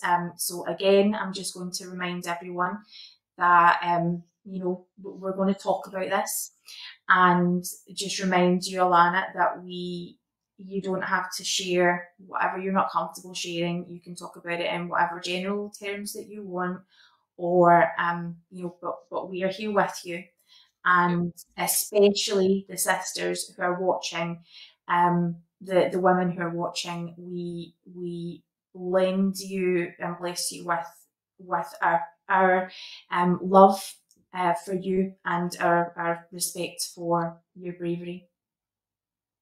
Yeah. So I just thought I would add in that this family member wasn't a member of the church. I just feel that's important to just put across. Not that it matters, in the sense of child abuse is child abuse, regardless of religion or anything, but just in case anyone was wondering. So I do feel that at that time, I nearly said names there, that man was definitely inspired to ask me that, because I think, had he not asked me at that time, I don't know if even to this day that it would have come out. It may have. I can't definitely say whether it would or it wouldn't, but I guess and I just remember seeing the pain in his face, and it was the first time that I'd actually said the words out loud to anyone. So it just, I don't even know that I fully remember how I felt. I just remember feeling like I've said it, out loud now. I can't take that back. But then he said something to me. He spoke to me a little bit. Can't remember all the ins and outs what was said, but obviously knowing my dad was in the building, he says, "Do you feel you could tell your dad?" Of course, the panic and the anxiety kicks in, and you're thinking, and in my warped mind, I'm thinking, what if they think that I've said this just because they're not speaking to me? Like, I remember actually thinking that. Like, no, it's ridiculous looking back. Like, the parents I have, why would they think that I was making up this story of abuse just to get back on their good side? Like, it sounds ridiculous hearing it now, but at the time, I think I actually said that to the gentleman, like, that there was that fear. But anyway, he went and got my dad, and for all my memories bad, there's certain things that just stick out in my mind, and I remember. So he put another chair beside him, and again we're sitting across from each other. And now I'm trying to remember, did I say, or did I find it too difficult? Did the other gentleman tell my dad? I'm trying to remember now. Not that really matters, but obviously, when my dad heard the words of what had happened, he just broke down. He just broke down. To hear that about one of his children. And I guess, when I think back to why didn't I speak up sooner, that I always remember a conversation I had with my dad at a young age. And I always remember, if anyone hurts any of my children, I will do time for them. So as a child growing up, that's in your head, and obviously, the person who's doing this to you grooms you, and you don't realise it's grooming because you're a child, but they groom you to make you feel like you can't tell anyone. I don't ever remember him saying don't tell anyone. But again, when I was younger, we weren't really taught about all these things, so it was a bit different. Yeah, and I think it's important to remember that what you are being taught, although maybe someone's not saying don't tell, is that not only do you have the natural feelings of being a child, and this is a very personal thing for you, so children don't tell. But also, we're members of the church, and we teach each other very clearly about what's morally acceptable and what's morally not acceptable. And so you have, sort of reinforcement of this is a bad thing. And I guess I just wanted to, just mention that that this all sort of plays a part. If it's okay, if I could just acknowledge also you, and I know it's just sort of how we'll turn a phrase as friends, and it's but when you use the phrase in my warped mind. I knew you were going to pick that up. I knew it. As soon as the words went out my mouth, I was like, she's going to get me for that. Yeah, so what Alana does very, very well is guilt. Alana, lives with a lot of guilt for, every single thing. And so I make sure that when you insult yourself, that I make you pay for that. But yeah, and so I just wanted to talk about that mind just for a wee second, because it was an abused mind, a traumatized mind, a mind that was being broken all the time, and that beautiful, kind, caring mind that I love that a member of church leadership has recognised that loving hurricane Alana who serves and is funny and is such a wonderful what has happened, and that they could recognise that too.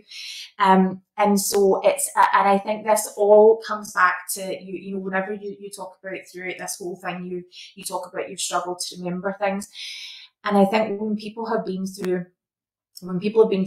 trauma, you are so busy surviving that the details are just not important. Your mind just doesn't have the bandwidth to give to that. So the fact that you're revisiting that, it's huge. It's really, really big, and I just wanted to share my love for you. Yeah, thank you. I mean, I think at the time, my dad had said, we need to tell your mum, but I didn't feel it was appropriate for me to go down at that time. Because of the situation with my mum and I's fallout. So my dad had told my mum, and again, found it very difficult. My mum contacted me then by phone and then said that we arranged a meet up to have a talk about it and things. So obviously, like when you're saying about, you try to survive, I think growing up, when I look back, I think I was trying to pretend it wasn't happening. I think that's why, outgoing, loud Alana came about, was just because I wanted to just pretend that life was wonderful and nothing was happening, and because you think it's only you who it's happening to. And so obviously, like, growing up now, I don't necessarily fully blame my mum and dad for it, because I think, going back, I think most folk around my age could say, it's not something that we were taught about. We weren't taught about inappropriate touching, or that these things are not okay. So I didn't know any different. I didn't know that what was happening to me was wrong. I think obviously as I got older, I realised how wrong it was, but I don't think at the time, from a young age, again, I don't have great clarity on what age from and until it happened. Just not happened for quite a long period of time. I wasn't taught about all that, so I didn't have the words to tell someone, like, someone's doing something to me that they shouldn't be doing. Which is, I guess, why now I'm so dead set on teaching my daughter these things, and have done from a young age, because I will not let anything like that happen to my daughter. And so it was a very painful time for our whole family, because, and especially when they found out who it was, it was, it wasn't that they didn't believe me, but they couldn't believe it. Like, this person was someone who was loved by our whole family, who was the life and soul of the party, who you would never have dreamed in a million years would do something like that. And again, I always think back to that when we were younger, we're taught about stranger danger and all these things. And a lot of people think that when abuse happens, I think people have changed a bit now because there's more awareness of it, but people think that it's strangers that do it, and it's not. It's people we know. It's it's unfortunately, it happens in religions. It's priests, it's family members, it's someone's brother, it's someone, it happens in close knit families. It's even teachers, even, more and more stories are coming out now. So, it's not that stranger danger that we were taught. It's people we know. Most abuse happens, in my eyes, from what I've been taught, is that it happens with people we know, and that's why I feel it's so important. And I do have trust issues. Is that the right word to use? Like, when it comes to my daughter, in the sense of who I allow her to go with, who I allow her to spend time with. I'm very aware that I could become this severely overprotective mother, which to a certain degree I am. But at the same time, I realise that I have to let her live a life as well. Yeah, absolutely. And you do a wonderful job. Tracy's just shouting out that you're so inspirational, and I absolutely agree. I'm aware that our viewers have sat with us as we've spoken about your journey. We're not done talking about the hard stuff, and we're going to shout out another trigger warning. Again, we're going to talk about suicide. And the fact that you have prepared and made it clear that these are the things that you for you, especially as you're going to tie it all into how that's affected where you're and bringing us into your story. So, okay, so the bombshell has dropped, and what's the next thing that's happening in your life? I think you are then in your own house again. Your family relationship starting to heal. So, yep. What happens next? Obviously, from that, start building relationships, and I'm just trying to see at which point. So life goes on from there. Obviously we spoke about it. I was offered counselling at the time. I got some counselling through the NHS, which, as much as I love an NHS, at that time I have to say they sucked. It was definitely not the right person for me. It wasn't the right counselling for me at the time, because the person told me that she couldn't help me anymore after a couple of sessions because I couldn't remember my abuse. And I thought, fantastic. So I have to remember my abuse for you to be able to help me. Fantastic. And so at that time, when I called her out on it, she said, right, okay, I'll still see you again. But then when I went home and thought about it, I thought, no, I don't want to see you anymore. I'm not going, because if that's your attitude and you're telling me that you can't... Now, I was annoyed at her and I was angry at that person, because I feel as a professional that wasn't helpful. But it may well be that the type of counselling that she was given, that it maybe wasn't the right counselling for me, that maybe she couldn't further help me. But I just thought, but you're telling me you can't help me, that you're going to discharge me, but you're not offering me any other support, and I need to deal with this.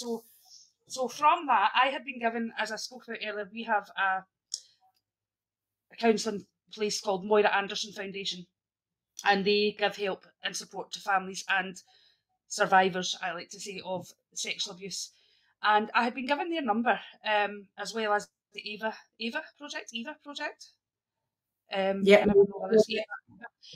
They deal with both sexual and domestic violence. And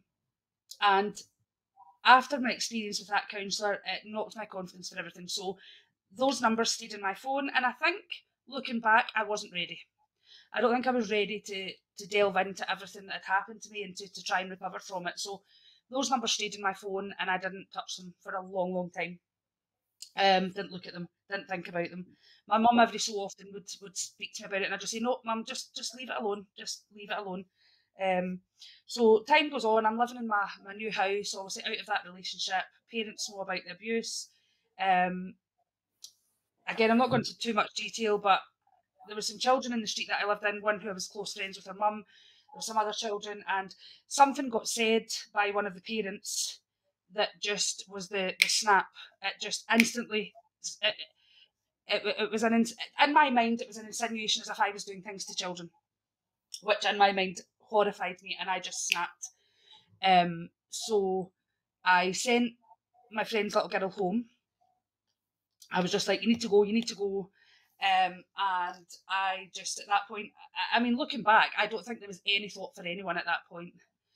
You know, I've got a wonderful family, I've got loads of nieces and nephews who absolutely adore me, but you know, in that instance, for anyone who's experienced attempted suicide, you know that none of this matters, you know, because you just think, you know, everything you've been through in your life, you're worthless, you're useless, everyone would be better off without you because you're causing all this pain and all this drama in people's lives. And obviously I know that it's not drama because, you know, it's horrific what I've been through, but in your mind at the time, these are all the things you're thinking.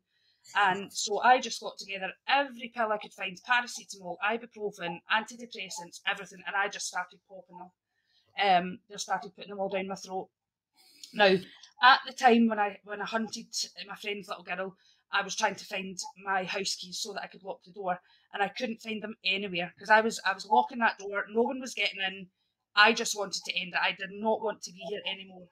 I'd had enough of the pain, the misery, the faking Alana, who she really was. I just couldn't do it anymore. I did not have the strength. Would you mind if I just jump in just to explain a Scottish word? What did I say? So the word is hunted.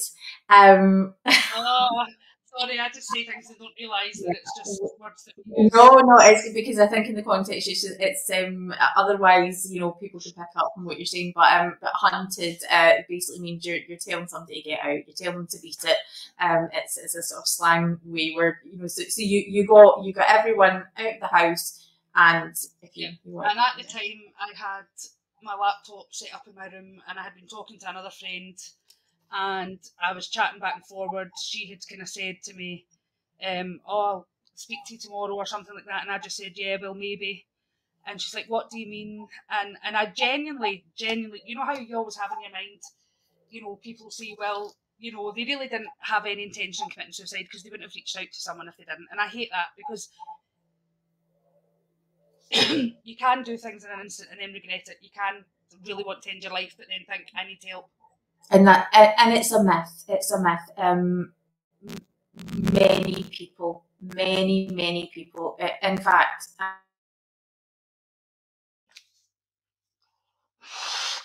people who attempt suicide, there are some kind of warnings that they do talk about it or make plans before it. So that's very, very common. Yeah, so keeping in mind, my friend at the time, she lives in England. Now, this was a new address for me, so in my mind, she didn't know my new address. I hadn't given her it yet. That's what my mind was telling me. So when she was speaking to me and I'm like, she's like, well, what do you mean? Like, maybe. And I was like, well, I'm having a hard day. I can't remember exactly what I said, but she got the gist and she's like, what have you done? What have you... I'm like, nothing, it's fine. But she just knew something wasn't right. And she said, basically, the long story is she eventually cottoned on to what I had done, and she said, if you don't phone an ambulance, then I am. And I said, I'm not phoning an ambulance. I don't want to be here. And she's like, well, I'll phone. Oh, apologies. That's my alarm for my meds. So in my ignorance, I'm saying to her, but you don't know my new address, so you can't phone it. She's like, yes, I do. I said, I have not given you it. Like, I was so adamant she did not have my address. And so, meantime, obviously, I'm still hunting for looking around, searching for my keys to lock the door, and I'm getting so annoyed at this time because I'm like, no one is getting through that front door because I had made my mind up. I did not want to be here anymore. And so, basically, although my friend's little girl was youngish at the time, she was quite clued up and quite savvy. And so she ended up telling her mum something's not right. Alana's just flipped, she was worried about me. So obviously her mum had to get up and get ready and come over, and so they had come through the door. So even if my friend hadn't called the ambulance, they would have realised that I'd done something. And so from that, obviously, the ambulance turned up. I was so mad. I was really angry at my friend at that time because I was so angry that she had, because I had thought to myself, I'll take all these pills if my door's locked. By the time the ambulance realises they can't get in, they have to call the police. The police then need to bang the door in. I'd all in my head that I would be dead by then. So obviously then they'd contacted my parents, and so my mum had obviously met me at the hospital. And the psychiatric person had come to speak to me and, had asked me at the time, if I went home, could I keep myself safe? And I said, no, I'll do it again. Don't want to be here. I was just unlucky that couldn't find my keys and that my friend called an ambulance, So I was then admitted to the psychiatric unit because they felt that I had to be kept safe for a time until they got my mental well-being under control. At that point, did you get any diagnosis? Was there? So obviously I had seen the psychiatrists. They put me on. I mean, they couldn't believe the medication that I had been on with everything I'd been through and how my mind was. They couldn't believe the medication that a doctor had put me on. They said you should be on something far stronger than that. So they introduced me to a new medication and got me on that. And then obviously within the hospital you get sessions of things and therapy and different things. And so I did a lot of that. But at the time I wasn't actually told that this is, such and such, or this is such and such. Yeah. It was just, my mental health journey. So we obviously, I am so aware that this time in your life, because it does, when you're in that place, it feels like it's forever. And this is just a conversation we're having. It kind of feels almost like we're skipping over it and not honouring it in the way I would like to. But we are going to revisit it.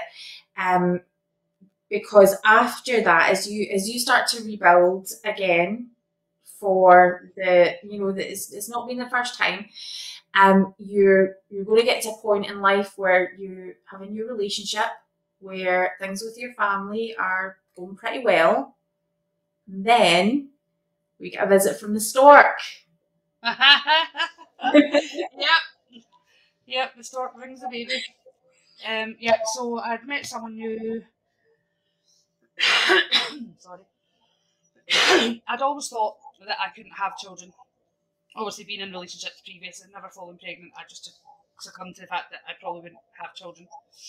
So it was quite a surprise when I was feeling really tired, and I'd said to a woman that I was doing some health things with at the time, and I'd said to her, just not been feeling well, I'm falling asleep at the drop of a hat, and she'd asked me if a certain part of my body was hurting without being too descriptive. And I'd said yes. And I said, yeah, but I'm due on. And she was like, no, you're pregnant. I'm like, no way am I pregnant. So I had went and got pregnancy tests and took them. And I still didn't believe, even though I'd seen the 2 lines, that I was pregnant. In my mind, I was like, so I called my mum and I'm like, Mum, I think I'm pregnant. What makes you think that? And I was like, well, the pregnancy test's kind of shown. But I still in my mind didn't believe it. So my mum, I can't remember, I don't know if it was faith in God or something like that. I think her and my dad were part of it that time. And so I actually went up to the ward building, because I stayed like 5-minute walk from there, to show my mum the pregnancy test to make sure that I wasn't imagining it. So yeah. And not only are you thrilled about this, I was terrified. Terrified, but you're happy. I was happy, but I was terrified. Terrified of telling people in my family. So I remember this, but I also I think my favourite memory from that time is that you are so pregnant. You're so pregnant that I thought that baby was never coming. I thought she's just gonna stay in there, and we'll see her when she's ready to go to uni or something. So talk to us about life with, so you've now got this wonderful baby, you're in a relationship, and how does that go? Well, again, I didn't make the best choices in life with men. Again, I think it all goes back to my past trauma, of not feeling worthy anything, not feeling that I deserve love how it should be. And I guess I didn't really know what love should be like. You know, any men that I had been with in that sense, and I mean, I wasn't with my abuser, but you know what I mean, like my experience of men was abusive. So I didn't know.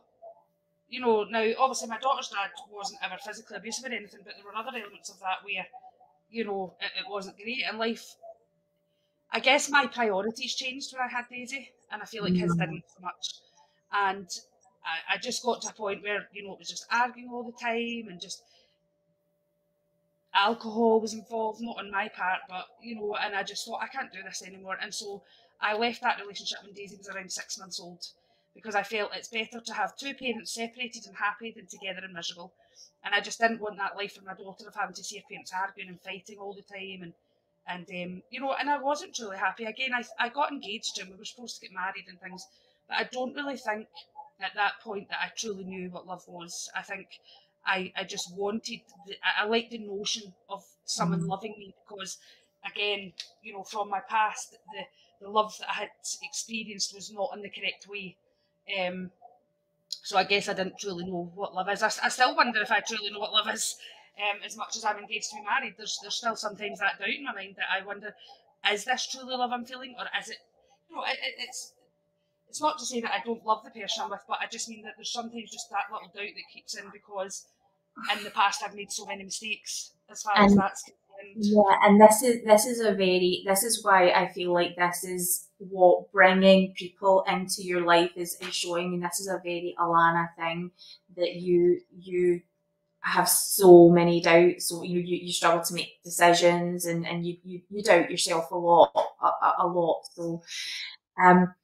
So at this point in your story, you have a family who are, you know, your sister, all of her kids, your mum and dad, me, we're all active in church, right?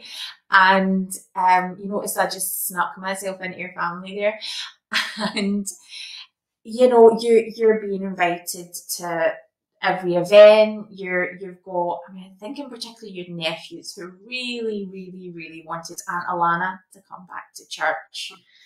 So talk to us about that. Yeah, so obviously having Daisy, you know, I mean, I remember when she was born that I did take her up to the building one Sunday because my mum wanted to show her off to everyone, and, you know, all the passing around everybody and people wanting to keep a hold of her and not let her go. And yeah, like, one of my nephews would ask me to come to church one Sunday, and me being me, like, I would feel guilty if I said no. So I would say, yeah, sure, you know, blah, blah, blah. And then I think one of them actually asked me, like, would you come back to church? And I just wasn't sure at that time. But obviously my priorities have now changed. You know, I've got this little baby. I've lived a life of, you know, drinking, smoking, you know, drugs, all the different things that I've been through in my life. And I just thought, is this really the road that I want for myself and my daughter, is to just keep living this life? Now, obviously, I turned my life around. I often say this, that Daisy was sent to me to save me, because I was, you know, even round about the time, you know, I was still going down a road that wasn't me. It wasn't my experience of how life should be. And yeah, I slowly started attending church, just every so often, maybe not every week, but just every so often. And I made it clear to everyone, I'm like, I'm not coming back to church. I'm only going because Josh is asking me, or I'm sorry, they've name dropped and I try not to. You know, I'm only going because so and so's asked me, and I don't want to, you know, commit to anything. I'll just see how I go, and you know, and just eventually, then I just thought, you know, that's where I needed to be. Yeah, and so what's kind of I think almost wonderful, I suppose, about being part of a small ward where it's all families who know families who, you know, we very, very close, and you know, you maybe haven't had to have that moment of, I am coming back to church today. I'm walking through those doors, and you have been excommunicated. And you've not had to have this, well, here I am coming back moment. You've just sort of gradually, because you're almost always there. Does that make sense? Yep. Mm. So what was it like for you? Well, obviously, in the back of your mind, you're thinking, are people judging me? I've got this baby, I'm not married. And obviously, like, when you're excommunicated, it's not something that's shouted from the rooftops. It's difficult, when you make that decision to go back to church after being excommunicated, because again, you're sitting thinking, and it's probably not fully happening, but you're sitting thinking, people are seeing that I'm not taking the sacrament, people are seeing that I can't go out and bear my testimony, people, and so you kind of feel like, I'm not saying that everyone knew I was excommunicated, but obviously having a baby, right away states that there's something going on, that it's difficult to sit there week after week and not be able to participate the same as everyone else. Mm. Okay, I am going to take you to what is a huge moment for me in your life, because, as your friends, I have to make this about me.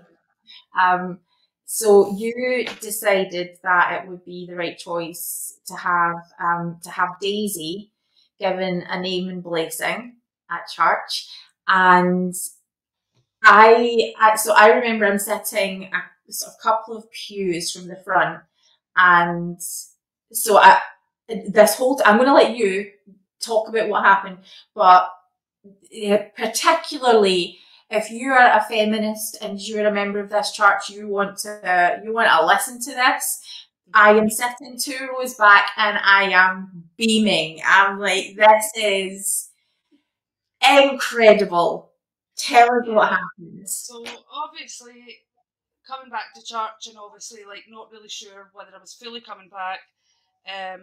And then Daisy's getting a bit older. I mean, I can't remember exactly what age she was. I would say between 18 and 24 months, more than likely. And I mean, Jane makes this big thing of it, and I'm totally oblivious that it's even a thing. Like, because I got to sit on the chair and hold my little girl while she was getting her blessing. I didn't realise at that time that it wasn't a thing, that mothers were not allowed to sit and hold their child while getting a blessing. But I guess at this time it was because of Daisy's age. She was an older child, and you can't have all these men trying to hold this child up. It's different when it's a baby.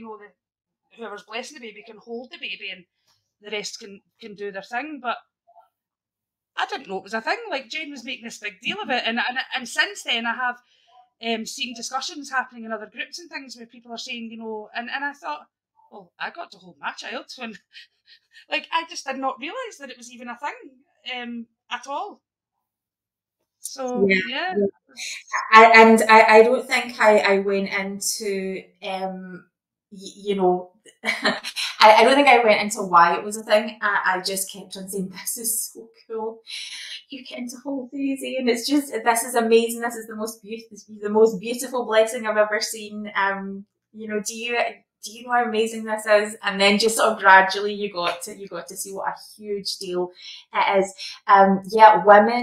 Women worldwide would love to have that experience. So I just wanted to acknowledge that is a very cool thing that happens. So it's happy ever after now for you, right? Surely it's happy ever after now, except the part where it's not. Your daughter is very young. You're coming back out to church. You're doing all the things that are being asked of you. You're speaking with your bishop, meeting with him, and then it hurts again. Where are we getting to? Are we talking about your mental health? Well, yeah, you're gonna be going back into hospital. Yep. So basically, it was strange because I didn't even notice that my mental health was declining, that I was feeling the way I was feeling, and I just remember struggling with life. I'm a new mum. I'm on my own. It's difficult. I then moved on to another house. When I left that last relationship with my daughter's dad, I moved to a little town called Chapel Hall, and it was a nice day, and so I was out walking with the pram, and basically, I mean, it's a difficult thing to say, but I feel it's important to say it, because I think it's important for anyone who's listening to understand that as a parent, that you're not alone when you have thoughts like this. I mean, looking back, sometimes I've been horrified at the thought that I had, but again, my pain was real, and I couldn't imagine life without my daughter. So as I was walking that road, I visualised myself just walking out in front of a car with my pram and my little girl. And at that point, by the time I got to my parents' house, I got to a certain point, I jumped on the bus, and I just remember thinking, how could you even imagine doing something like that? How could you, as a parent, decide that? So I had a total breakdown. In fact, I tell a lie, I was going to visit with someone first, which I did. Then I went to my parents' house. My parents weren't home at the time. And then I had a total breakdown and had to contact some people. And again, that was my little mini breakdown. I managed to get my life back on track after that. But then again, as life went on again, life became really difficult. Some things had happened regarding something someone had said that just again was the final nail on the head, whatever you want to say, and I just broke again, and I sheltered myself away for about 3 days. Jane, I'm really, really sorry to do this. Could I be excused for just 1 minute? Absolutely, please do. You know, kids come first. You go and check what you need to check. So again, I just want to honour the fact that Alana has taken us on this journey of. It sounds like I'm under describing it. For someone so young to have been through so much, and Alana's not alone. Women worldwide, men worldwide, but it is a gendered issue. Women worldwide have to deal with domestic abuse, have to deal with childhood sexual abuse, are at higher risk of suicidal ideation, of self-harm, all of these types of things that it just amazes me, the resilience of the human spirit. I had any of these experiences. We'll put some links to organisations for people that people that you can speak to for help if you've been affected by any of these issues. There are many, and they are. I guess I would just say you've heard Alana describing when maybe something hasn't been as effective for her. To try something else. I know how much it takes to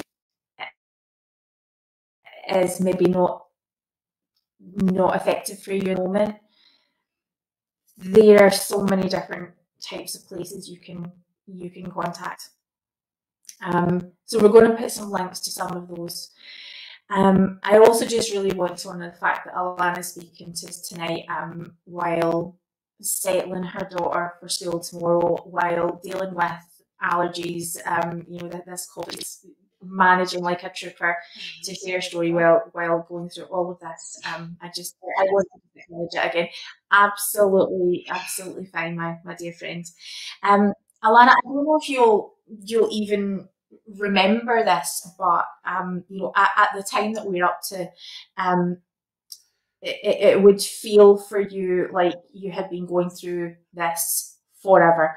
But I just remember there were days when I would just suddenly open my door and you were in bits. You were absolutely devastated.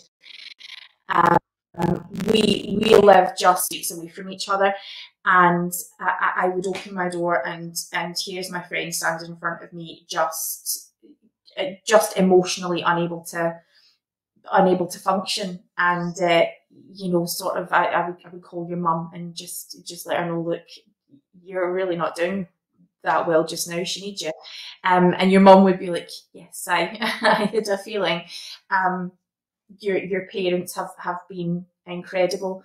But yeah, I mean, I don't know if you even remember that, you know, that there were so many days when I think I was just like the nearest person.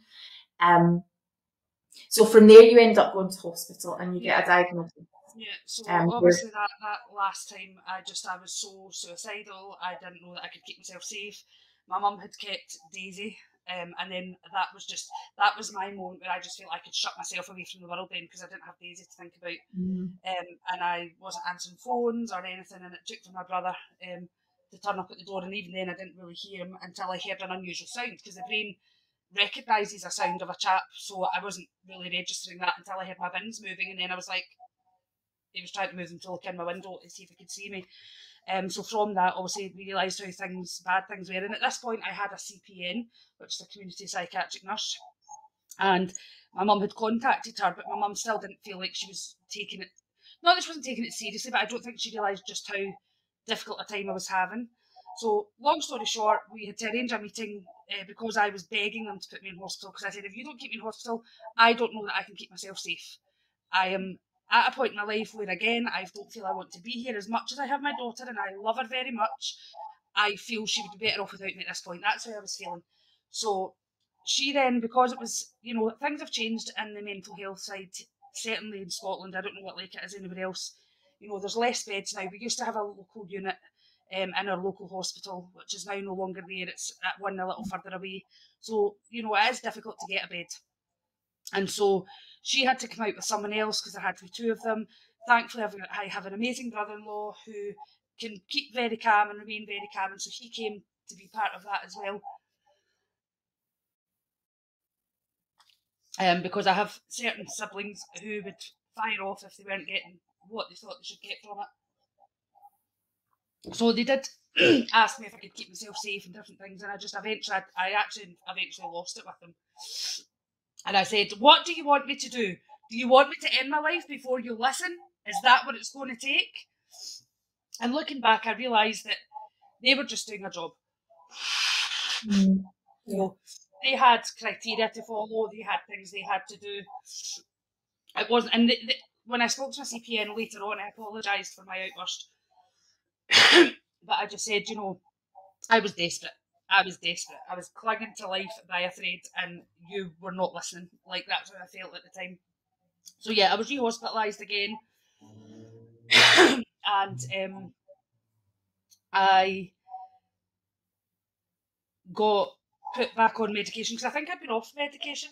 Not at that point, but for a while they'd put me back on medication again, but I think they'd upped my dose, to a higher dose. And basically, from there, the doctor who I was seeing at the time came up with a diagnosis. And, you know, I know a lot of people don't necessarily like to get diagnosis because they class it as a label, and that's fine. But for me, that was like a moment, you know, because the choir starts playing in the background. Absolutely. Because it all made sense. So my diagnosis that I got was BPD. Now, people might think that's bipolar, but it's not. It's there is bipolar disorder, but mine is why have I just did a total mental block? That's what I get for mentioning bipolar. Borderline personality disorder. Now, I hate the name for that. Hate it. There's another term as well. They use another term, but it's every bit as bad, because it's called emotionally unstable disorder. Yeah. So I don't like either of those terms, and I don't necessarily use it to define me as such. Although, you know, a lot of the things I had hoped to have that prepared and just forgot. A lot of the things are on the list that he read out of the way people with borderline personality disorder are. It was like tick, tick, tick. And I cried. I remember crying, and my mum was crying, because we both realised at that point that a lot of my behaviour over the years made sense, because I was living with this mental health undiagnosed. So, and the you know, I remember we were talking about when we were talking about the name right after you got the diagnosis, and I remember because obviously I know better than the medical community, but I felt like that, you know, a more effective term is emotional processing disorder, because it's all to do with your how you process emotion, how you react to emotion, and the causes of how that is something that you've been diagnosed with. Like you say, you can just see your whole journey open up, and that's what it's called. Okay. Yeah. Now, as I say, it's not something that I focus on too much, as the name of it. But it just helped me to make a bit more sense of my behaviours and the way that I had been behaving in life. That it wasn't just me, because for a long time I thought, what is wrong with me? I wasn't raised to be this kind of person, you know. And I get that everybody's got personalities, but I used to blame myself and think I must just be so messed up, like. But it all just made sense that a lot of it was off. You know, obviously a lot of it was because of the trauma I'd been through in my life, but it was finally I was having an answer to my behaviours that it made sense. Yeah. I think when, if people have seen any of our previous, if they've watched any of our previous episodes, and certainly as we go on, what you'll notice is that I know tonight you've had a few sort of lump in the throat moments, but when you consider the nature of what you're talking about, and someone who, so Alana has heightened emotions, very much so, and yet you haven't cried as you've spoken about anything that's happened to you tonight. Now, if I were to talk about, you know, if you recall the last discussion we had when we were talking about pain in the LGBTQ community, if I talk about something that's happened with my disabled child, if someone talks about any pain that they have and they're describing what that is, Alana is, you know, you feel that. Yeah. You really, really feel it. And I just think that's such context to give to, you know, someone who's going to be sharing and amplifying the stories of others. That this is who you are. You're gonna feel stories. So what is it like for you today with your diagnosis and meds? What does life look like? Well, I think you know, the last hospitalisation and having a child was the wake up call I needed, because I realised that I need to deal with my past. I think I was too afraid to, because of the emotion and everything that it would bring out and all the things I would have to feel and go through. But I realised if I don't do it now, I never will. You know, I think in the back of my mind, I kept thinking, it's not the right time, it's not the right time. But when you've been through so much trauma in your life, is there ever a right time? Yeah. Yeah. Sorry, I'm so sick of this stupid cough. So I realised then that I had to get help. So I did reach out to the Moira Anderson. Obviously, there are waiting times. So I've been through some therapy through them. Even had a session with my mum, with the counsellor. I can't remember whether she's a psychotherapist or whatever. I can't remember.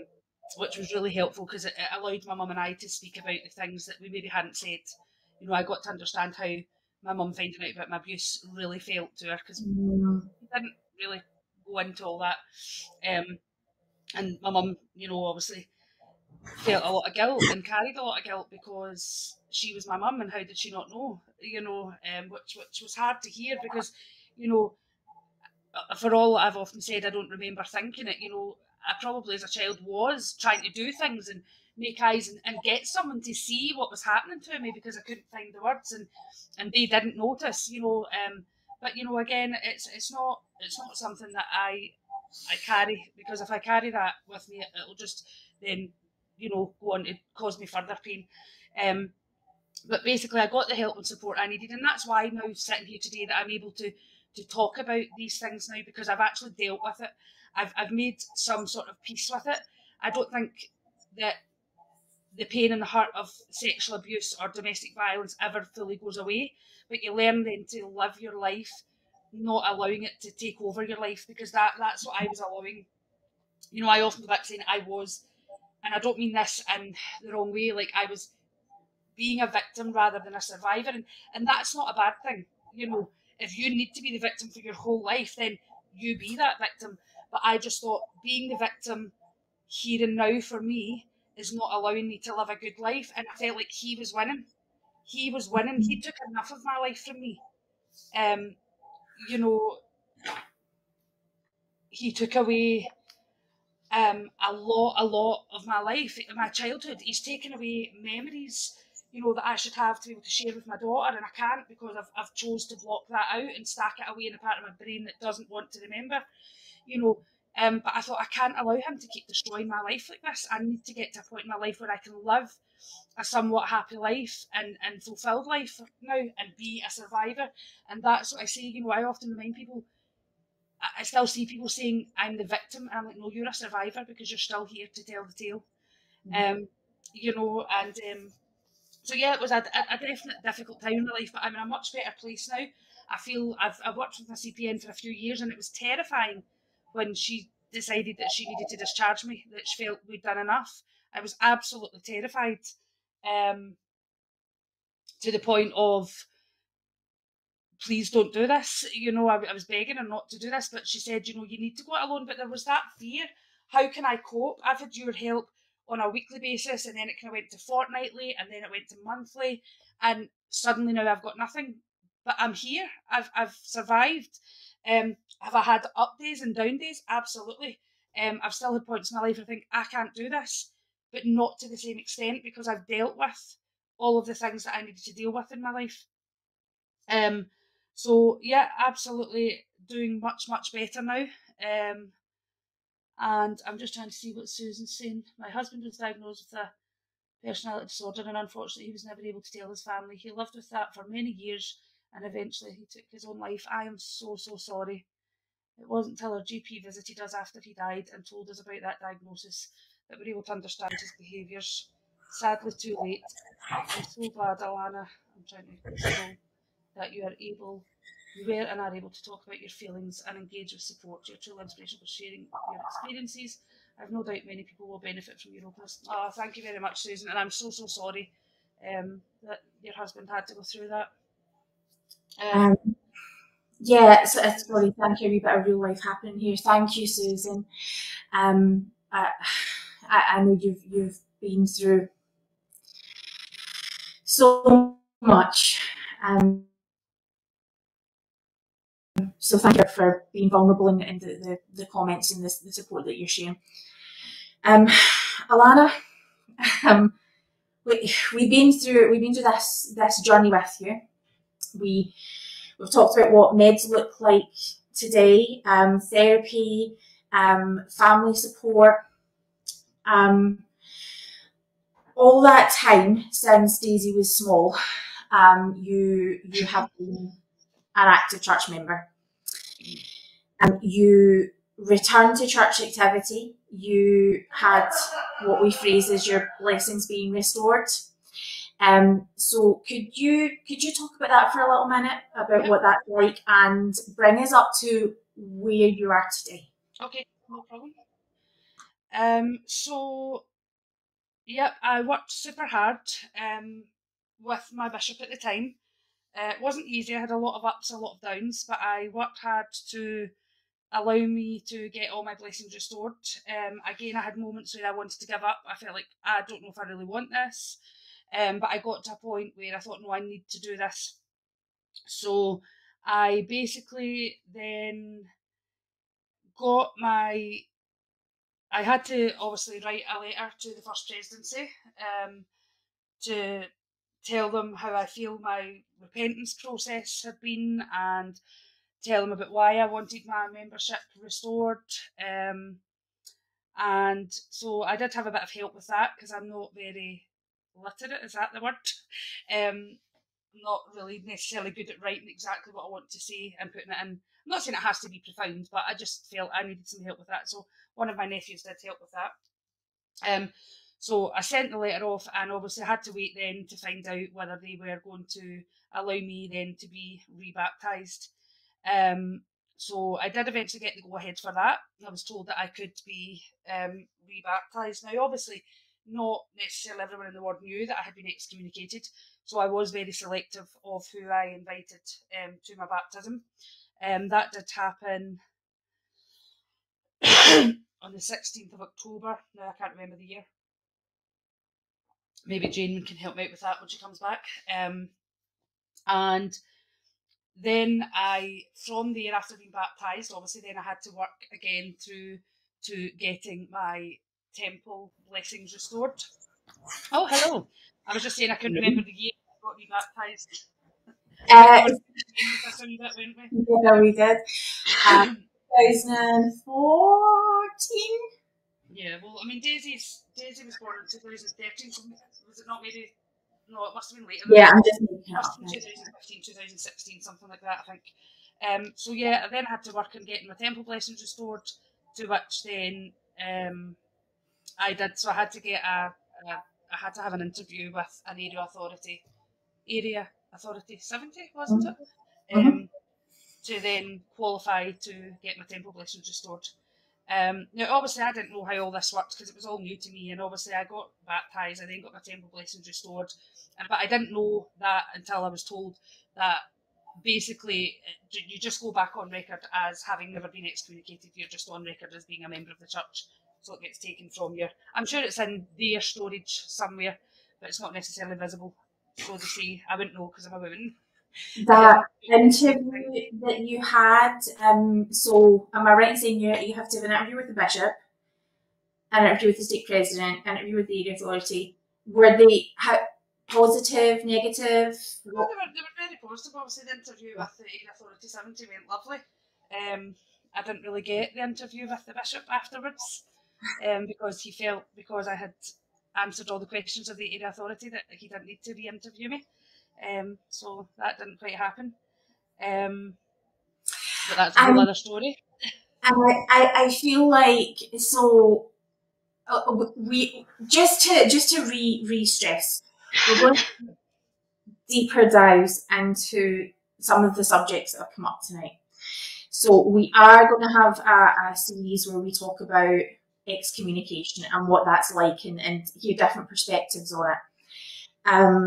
We are going to talk about abuse in the church, because especially recently, as some of these things have come up, in sort of the world of the LDS world, they brought up big feelings for you and how you initially felt about things. It maybe looks a bit different today, but at the time, that was a really positive thing for you. Just because I'd like to bring us up to just now. So you're rebaptized, and then you are involved in church, you hold a church calling, you're then again some more life things are going to start to happen. So you meet a guy you're going to get married to, so you're engaged. What does life look like today? So, and I guess what I mean by that is, what does your family relationship with church look like? What does your relationship with church look like? Yep, so obviously things were good for a number of years. I was happy at church. I was, quite involved in a lot of performances. I took part in the British pageant in 2017. I also took part in the World War performance in November 2018. So when you say you took part, British pageant, you're one of the main characters, right? Or one of the like, you're not. I don't mean just singing in the choir as if that's less prestigious of it, but you're playing a character. Yeah, right? I was playing a character called Becky Laird. I mean, she's not a real character. She's someone who's kind of made up for the story. But it was funny because she was quite a bold out there, telling them how it is. Kind of thing. So it was kind of. And then in the World War performance, I played Elsie. Is it Ingalls? Elsie Ingalls. Yeah, really famous. Now, to keep in mind, people, I'm not a performer in that sense. I sing, but I've never acted, other than what's the wee church things you do throughout your life? No, I'm talking about like when you're younger, when we used to put on little road shows and performances and things like that. So I wouldn't really say that I'm a performer. I mean, I was a nervous wreck doing the pageant because I'm thinking so many of the people there have actually perform. They're learning it. They're at college learning performance. You know, I haven't done anything like that other than just what we've done in church kind of thing. So I was so anxious about all that. Would I, as someone who is, you know, that's, you know, performance is my jam, would I call you a performer? Yeah. Performer, singer, yes. Not actress. Not actress. Okay, so you're not acting, you're singing. Our story goes on. You're doing that too. Yeah, I did that too. Yeah, I did that. You've been in some local productions. I'm just giving your biography here because I'm very proud of you. You've done Saviour of the World. Did you do that one? I'm not sure if I did that one or not. What's the ones that your extremely talented nephew did? So you did the Parable of the 10 Virgins. You've done that a couple of times, I think. No, I think that was just the once. Was it once? You've also done the Nashville tribute to Joseph Smith. And then there was the follow up to that. I think though, when I was involved in one of those performances, I think I was only allowed to do singing in that. I don't think I was allowed to perform due to my standing in the church, if I remember correctly. No way! Seriously? Yeah. How did I not remember There was that? one of those performances, definitely something that I remember that I couldn't get a speaking part or anything. I could sing as part of the chorus, but I wasn't allowed to actually portray a character because of my standing in the church at the time. Ugh. Yeah. And yet, okay. Do you know what? Let's just keep that for another time. I'm not going to comment. Yeah, so I've done all these performances. Things are looking good. In between all that, you've got the 2015 policy change that happened, Yes. which horrified me. Like, I was angry. I was like, and I know a lot of other people were too. Do you want to clarify what that policy change is for? Well, you can keep me right in case I tell a load of nonsense. Basically, that was when the church decided that kids who were in, so if their parents were a same-sex marriage or relationship, that while they were in that, they couldn't get baptised into the church. Am I right? When there was more than that, if I remember correctly. Yeah. Well. So it was policies that affected the children of LGBTQ families, and yeah, that. So you had feelings about that. Oh, I was horrified because I'm thinking, how can a church who calls themselves the Church of Jesus Christ be that way towards people? Why should... So obviously the church views LGBTQ relationships as sinful, and why is it okay for them to decide the fate of a child? You know, because the child, is it their fault? I mean, it's not the fault of those parents in my eyes either, because that's who they are. I'm being very careful. I don't want to misconstrue what I'm saying. I'm not saying, but it's not. I just feel like it shouldn't be dictated upon them that they can't be baptised just because of their living arrangements with their family. And obviously, because I do have family in LGBTQ, it really did affect me. I think I kind of managed to move on a little bit from it. I just kind of put it to the back of my mind a little bit. But obviously, as time goes on, you know, one of my family members who had come out, obviously, and had a very painful and traumatic experience within the church of having those feelings and trying to cover it up, and experience that they had with bishops and things like that. So again, that was another thing that became very hard to understand. A little bit, because I think that's something that's one of your major things that's happened within your church life. So keeping in mind, you have a very, you know, for the audience, you have a very close family. It is, even when there are members of your family who aren't active in the church, your family relationships, there's a lot that's centered in the church, or certainly had been up until this point. And then one of the members of the family comes out and announces that he's a member of the LGBTQ community, and So talk to me a little bit about that. How did that affect your family? Well, it was very not hard on us from the perspective of my nephew being part of the LGBTQ community, but it was hard more to hear his story from the perspective of a church journey, and it was very hard on a lot of the family. I think it almost, I can't really speak for my other family members. You know, I know that it was difficult for them, and they then got to thinking about the way the church views were regarding that and the pain that it caused to their son, their brother, so very gradually, you know, again, I don't want to dwell on that too much because it's not my story to tell, but you know, eventually, slowly, members of my family started slowly, some of them slowly, some of them quite, you know, gradually started leaving the church, and I can understand that because the pain that they're feeling, the realisation, and obviously again I can't speak for everyone's story. There's probably so much more to it than just the LGBTQ thing.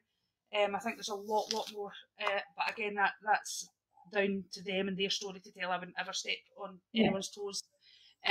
But it did become very, very difficult for us, and slowly we start to see family members leaving the church, and it's people who I never thought like I would see leave the church, because it was always something that they were so staunch in, like so grounded in, and it was a shock to even me. You know, so things started getting a bit tricky for me then. I still managed to kind of plod on, and obviously being part of the pageant, and you know, you feel good and you're involved and all these things. So, you know, for a couple of years, things start to, you know, you get on for a bit. And then, what year was it, Jane, that all started to come out? Was it 2 years ago, 3 years ago? Abuse. So then, you know, the great friend I have had phoned me, and she wanted to be the one to tell me, just because she knew that it could be quite triggering for me when publicly people started, and it's probably maybe been out there but not so publicly, with the abuse going on with the church. So that was another thing that absolutely floored me. Now, I want to say it wasn't so much about the abuse, because abuse happens everywhere. You know, it's men, women, you know, I'm not going to say men because women do it too. And it happens everywhere. It happens everywhere. You can't just say, oh, it's the church, the church. But it floored me because I was hearing stories of the way it had been dealt with. And to me, in my eyes, it's not dealt with correctly. Can I just get us just to we're using the word abuse, so let's talk for a wee second about what that actually is. So I keeping in mind, I was concerned that you know, my friends might be triggered, and so I remember giving you a wee call just to sort of say, look, this may come up on your news feed. I feel like it's important that you know this, and that you know that you can process this. So would you like to talk about what was being shared? What were the so basically, the main story at the time was about a woman who, while in the MTC, was abused by an MTC president, and that was kind of mainly in the light. But you know, from that, there was other stories coming out as well, and other things, you know, and then down the road, you know, we had more stories coming out as well of the damage and the pain caused by sexual questions being asked in bishops' offices. You know, I'd heard stories of, again, you know, trigger warning here just in case, you know, women who had been raped and where they were disfellowshipped because they didn't protect their chastity and things like that. So things like that became really, really hard on me. And obviously that was just one story of abuse, but many, many more were starting to come out. And I guess for me, as I say, abuse, it shouldn't be happening anyway, but I guess for me the big issue was how it was being dealt with. And I know, I think, and I believe there has been changes, you know, since all that, but that was a real big turning point for me. And this had been so big that, I mean, you know, if something happens within the world, the broad world of Mormonism, it gets picked up a lot over in America, but here in the UK, I mean, things really don't. So for it to be for abuse allegations to be made public, and it's on the BBC, it's in the newspapers. We can read about it from British news sources. People are being interviewed from the church community in the United Kingdom. This is how big it was. Now, I know there are still a lot of church members who no idea it was happening. However, this was a big thing, you know, that was happening within the church and was covered in the United Kingdom. There were some, you know, some interviews on particularly the BBC. I think we're doing quite a lot on it. In addition to that, so we're really sort of talking about the time of Sam Young, who had really started speaking up about it. He's a Mormon ex-bishop who had really shone a light on abuse within the LDS community and kicked off the Protect LDS Children. Is that right? I think it's changed now to Protect All Children because obviously that's right. I mean, that's what I say when I say abuse. You know, I wasn't just necessarily talking about abuse in the sexual manner, but, you know, abuse of power, abuse of, you know, many different things.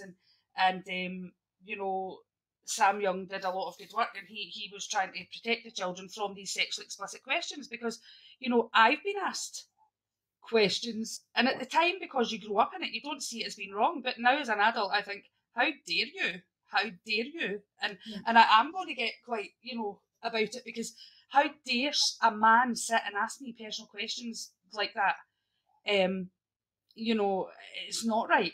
You know, and that's why I said I stand with Sam. You know, did he always get it right? Did he maybe, you know, go a bit too far? You know, some people would say yes, but I think for me it's because Sam was so passionate in getting this changed, because it's not okay. Now, you know, I know that they've kind of made changes and that you can take a parent in with you or something, but what child wants to take their parent in for an interview with a bishop? You know, I know it's an option, but, you know, I still think, and again, we'll save this for another, I don't want to, because I've got other podcasts we're going to cover all these things, but you know, that was a big turning point to where I started really doubting and really thinking, do I really want to be part of this? And obviously it goes so much further than that. You know, it does go into a lot of LGBTQ issues. I've never really been okay with that. Alana, just for a second, because I feel like part of the main aim in us telling your story in the way that we're telling your story is that we're going to talk about where you are right now. We're talking about how, you know, you on our first introductory episode, you'd introduced yourself as having taken a step back from church. And what I wanted to do was give context to one of those reasons is you had concerns around abuse within the church and how that's handled. Yeah. Now, for anybody, for those who've sat with you, who've listened to your story, and what it makes me feel like is I want to say to your church leaders, to any church leaders, do you see why this hurts this woman so much? Can you see now that when you respond in this way, can you see? And so can you tell me, could you maybe share the experience that you had when you were speaking within your local area about abuse, and whenever you were sort of expressing concerns around the things that were coming up in the media? So you had some concerns around, I think... Oh, do you mean the church building? Yeah. Yeah. So obviously, like, I was aware that in kind of newer buildings and stuff that there was supposed to now be windows in all the doors, so that at all times someone can look into those rooms. It came to my attention that our young women's rooms, both doors, every other room in the building, if I'm correct, had windows other than the young women's rooms. So I went to the person that I should have gone to, I think it was the secretary, and I just had voiced my concerns that why do we not have glass windows in these doors like every other door does apart from this room? And so I was told that they would look into it, they would put it through as a repair type thing, whatever process they go through to get that done. So obviously I let a little time go by, and I wanted to see if there was any update. So I went to the person, and I could feel him getting a little bit antsy about it. But, you know, I'm passionate about it. I want to see it getting done. You know, I was teaching in young women's at the time. I wanted to know that not only our young women were protected, but that I was also protected, because, you know, it goes both ways. Sometimes allegations can be made that are false, and so it's to protect everyone. It's not just necessarily to protect our children. And so I think I went a third time, and, you know, I said, you know, or was it the third time that he came to me and said that they've came back and said that, was it that it doesn't need to be done or something? There was some reason for it about newer buildings, or, you know, blah blah blah, and I was so annoyed and so disgusted that, is this really not important to you? Like, you're in the middle of, you know, abuse coming out in the church. People are starting to notice, and you think it's okay to turn and say, no, it doesn't need to happen. So I was so annoyed and upset by this. Like, I had to bash it out with Jane just to get all my feelings out. Because I think if only they knew why it was so passionate to me, because obviously it's not something that I broadcast to everyone. But I just think if they only knew why it's so important to me, you know, would it make a difference? And you know what I was aware of in that time was that I don't even remember. You know, whenever you're sort of actively involved and you sort of you're aware of things that are being released, or that there's some kind of plan that something's going down. You know, and anyway, I'd become aware that you know, all of the doors within the United Kingdom, you know, this was going to happen. That every door would you know have a glass panel in it. So I was really aware that there's were on the case, and so I was aware that was the answer you were getting.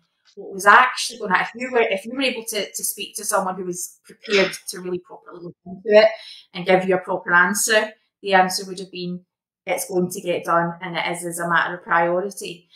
Because you did just walk in one day and the door had been replaced. Yeah, it took me a while to notice, actually, when I walked in. I've been going about the building for a while, and then suddenly I was like, oh, we have windows. I remember you sent me a picture of them, and I so you know I was kind of frustrated that you needed to know that, and you needed that concern to be taken seriously, and it wasn't being. And I remember sort of I was speaking to leaders around that time as well, saying, look, you need to appreciate that this is very important to, you know, the person who's asking. You know, so yeah, you were moving on to LGBTQ issues. Do you want to speak a little bit about that, about where you stand with that in the church? I just it's something that I've never been very vocal about throughout my church life, you know, because it's not the thing that we talk about. But I've never really been okay with that, you know, because I just believe that, you know, if God is God and Jesus is Jesus, that we are made the way we are supposed to be, and that, you know, we're supposed to love everyone and accept everyone regardless. So because of your life choices, you can't be accepted into our church unless you abide by unless you abide by what we're saying. So you have to abide by a life of celibacy and never getting married, because you can, or you have to marry, I can't remember what the terminology is they use for that. You have to marry a woman, which is not really who you are, or a woman has to marry a man, even though they're not interested in that, but they do it. So yeah, that has always been a bit problematic for me, in the sense of, I just think, you know, Jesus Christ, who I see, wouldn't be not including everyone being able to be part of a faith. I just do want to notice that Susan said about not doing PVG checks concerns me too. That's something Jane and I have talked a lot about, and I still to this day want to find out why and how we get away with it as a church. I mentioned it to one of the counsellors in the Moira Anderson Foundation when I was taking counselling, and she said she has no idea how we get away with it, because even they have to be PVG checked. You know, even as I say, I don't know. That's maybe something for discussion in another one. But I just wanted to acknowledge that. Yeah, lots of church members are aware and have expressed concerns, and while policies were tightened up in the past few years, and there is now training available, many members would like to see the church go further. I mean, and I would PVG checks don't, what a lot of people say is PVG checks are only valid if the person's been caught, and that is true, but it's still an extra step that they're taking to make sure that we've not got a mass murderer or a child abuser teaching our children, or because when you are, but again, you can't guarantee that, because if they've not been caught doing it or been punished, they're not on record, but it's still an extra step to protect children. So bringing it back to your journey, you, as your friend, I would say that you have a very clear faith in God.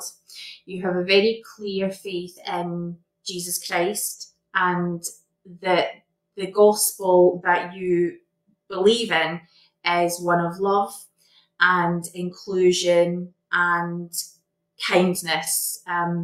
So I wanted to ask about, from that point of view, what's your church experience like when you're in a church meeting? What is that like for you? Well, before lockdown, obviously we've been in lockdown for over a year now. I was miserable. I was going to church. I guess you have this image, and I've spoke to Jane a lot about that, about when you feel the Spirit and how that feels and how it should feel. And I wasn't really feeling anything for a long time. I'm sitting listening to lessons and discussions, and at the time when some family members were still kind of coming periodically, who were having to sit and listen to things that goes against everything that we as a human being believe in, and it was uncomfortable. And and just, and it, not even regarding like LGBTQ and things, just certain things that I'm just thinking, nah, I don't really agree with that, and sometimes it was difficult. So had you ever spoken to a church leader about that, about how you felt about? Well, I didn't speak to a church leader necessarily about how I was feeling necessarily. There was an instance one time within the church where a leader, not at ward level, had went up and said something and put something across that I thought was horrific, and I know I wasn't the only one, and so I toyed with it for days, and it just did not. We're taught that if something feels good or it's of God, and this just did not feel right to me. I think it was dealt with very wrongly. And, there's this thing about, we shouldn't speak out about leaders or whatever, but then there's also this thing where they say, that they're just human, they make mistakes. So, yeah, I'm calling out that leader made a mistake. And I spoke to someone else who happens to be a family member who was on the bishopric, and he said, yeah, go speak to them about it. And, so I went and I spoke to my bishop at the time, and I came out feeling worse than what I went in. I really voiced concerns that I didn't think it was okay, and I don't think he was okay with it, because I looked up at the stand and could see the uncomfortableness of him sitting doing that now. But we don't speak out about leaders. So I came out of that and I was in floods of tears. I felt awful, I felt not listened to, and I felt like my opinion didn't really matter as such. And I remember, having to phone Jane again because I was just so upset and I'm just like, how many times do I need to feel not listened to, or do I need to feel that? And I do, and maybe some people disagree, but I do feel a lot of the time it's because we're women in the church. We're not allowed to have a voice. We're not allowed to have a say because we don't have the priesthood. So how dare we try to come out and say that a leader's done something wrong? So that experience for me has now made me feel like I will not speak to another leader about how I feel or what I'm going through, because I don't feel listened to, and I don't feel that the right approach would be taken on that. So I've just, my experience of church is just, I've been there in body, but I've not been there. And as I say, for this will probably go on to another one, because I'm aware that we have been talking for quite some time. That there's so much more than just what I've spoke about that is making me look at the church and think, no, I just can't be okay with this. But it has been a difficult journey, because I'm thinking I fought so long and hard to get my membership back, And now where I am, I'm like, I don't even know if I want to be affiliated with this church anymore. That makes me so... that makes my heart hurt. What do you think could be different? What could be... what's not... what could be happening that would make you feel like this is the church that I fought to be part of? Well, I'm just going to blatantly say it. I think, and a lot of people will disagree, and I might get struck down for saying this, but I think we need to include everyone, and it shouldn't matter what lifestyle choice you have, and it shouldn't be on conditions. That's personally what I feel. I also feel that we as women, you know, I'm not saying women in the priesthood, but I just mean I feel we need to be listened to more. I think we need to be heard. And I also have said many times that I think within our church walls we need to be discussing all these difficult issues that we shy away from and don't talk about. But this is the things that are causing pain to people and causing people to walk away from the church because we're not discussing it. We're not. I think we just turn a blind eye to what's really going on, and we're losing so many members. I mean, I know Edward alone have lost so many members over the past 2 years, maybe 3 years. So yeah, I mean, there's probably loads that I would change. So I mean, I guess this is maybe being a wee bit sort of what do you think? Like you saw a change with the Young Women's Store. That was a concrete thing that happened, and you could see, okay, that's progress. Something happened there. What? Yeah, but it took a long time for it to happen. It did. So what I'd like to know is what when you go to church, your Sunday experience, what is it really like for you to sit on a Sunday in the church pews? What's happening with you? Anxiety. Misery. Wow. Like you know, like I mean, obviously I had a calling within the primary. I was the music director. I then asked to be released, and then I got recalled again a little while later when I felt a bit better. But you know the anxiety I had over going to church. I just had such anxiety, and I used to think, why am I putting myself through this? Why am I keeping going every Sunday? But I guess I felt that guilt of that the children needed me, that was my calling, and I had to be there for the children. But it was miserable for me for a long time. Are you ready for this? Brace yourself, and I apologise, audience, but you know, I feel like we could all almost say it together. Alana, have you been reading your scriptures? Have you been praying? Have you been attending your church meetings? No. Is that what it is? Is that what is? That's what your problem is, then, right? No, absolutely. According to many people, that would be the issue. That I'm feeling miserable because I'm not reading my scriptures every day. I'm not praying every day, and that is absolutely what a lot of church members say. And again, I don't necessarily blame them because it's what we've been taught and what we've been, you know, a lot of them have been in the church a long time. But I don't believe that's why I'm miserable. So again, I know that we've said this on previous episodes, but I just want to emphasise that we're interviewing Alana as a person who talks to God, who has a deep faith in God. You know, it's actually really inspiring to see, and you kind of just take that in your stride. I don't know if you really notice how, you know, I don't think you would describe yourself as a woman of faith, and yet I absolutely would. You don't read your scriptures, and you're so hard on yourself about that because you have concentration issues, which are related to your mental health.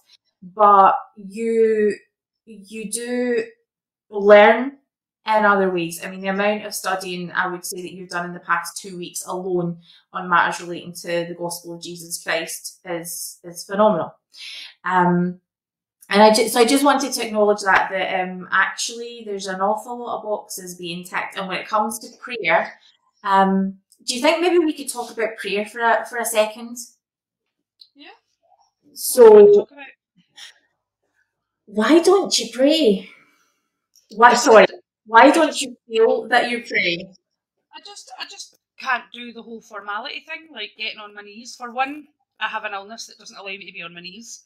I know that's not the be all and end all, but I don't know. I don't cope with the whole formality of, dear Heavenly Father, we thank thee, we ask thee. I feel like it's not personal.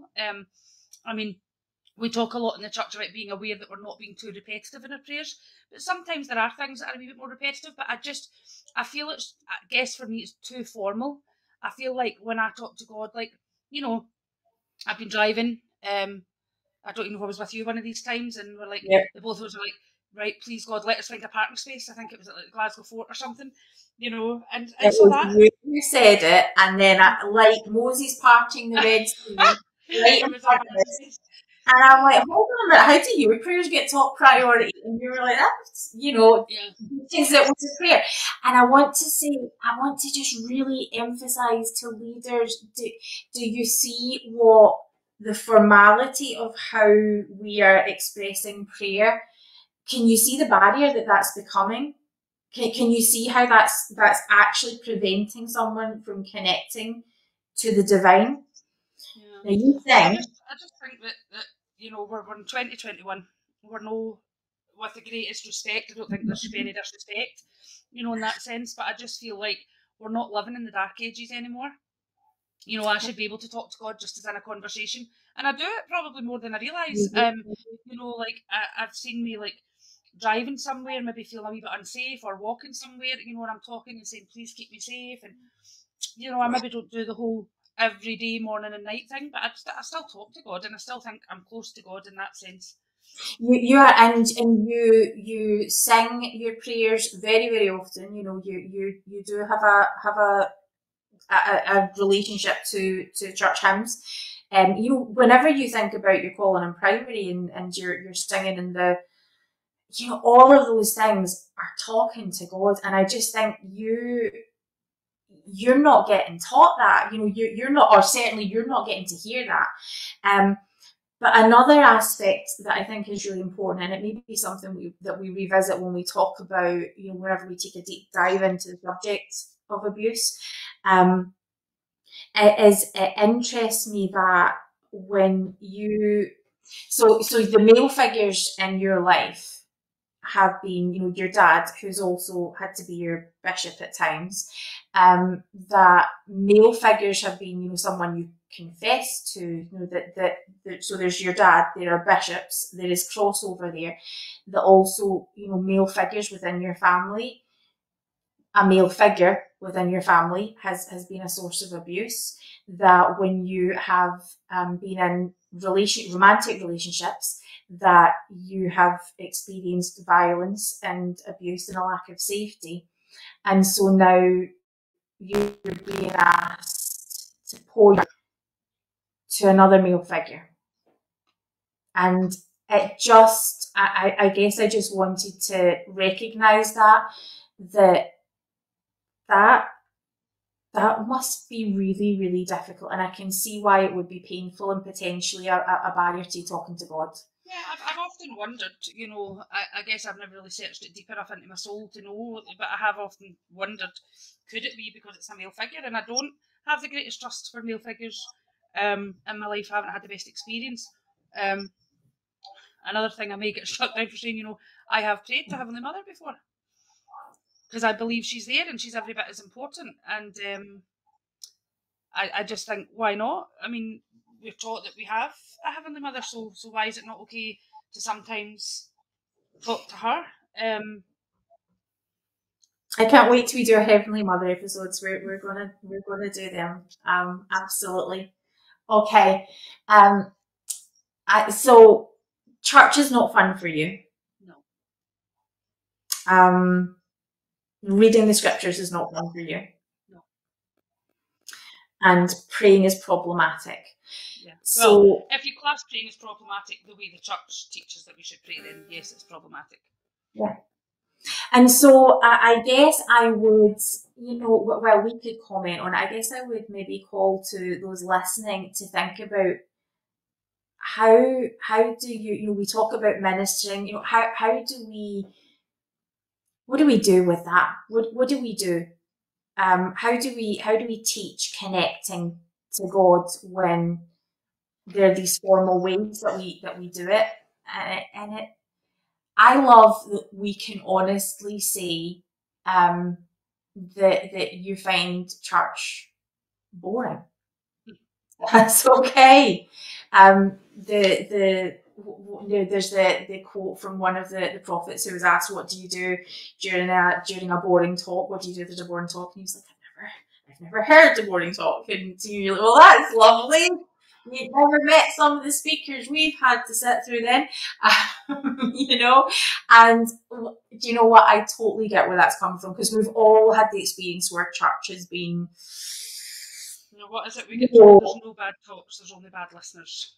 We've all had the experiences where we're the bad listeners, where we're having a bad day, and it's, we know when it's on us, but also, if you think that the experience of a primary child having to sit through hours of adult speaking, it's, maybe we need to look at how we minister and our lessons. And I just think that's an interesting thing when, you have concentration issues, and that maybe it's okay if we just don't always put the blame on the person who's experiencing it.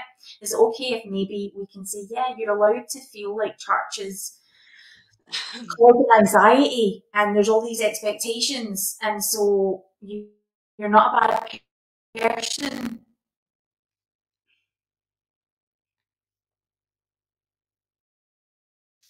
With Alana. Right, Alana, tell me what's your favourite hymn? There for a minute.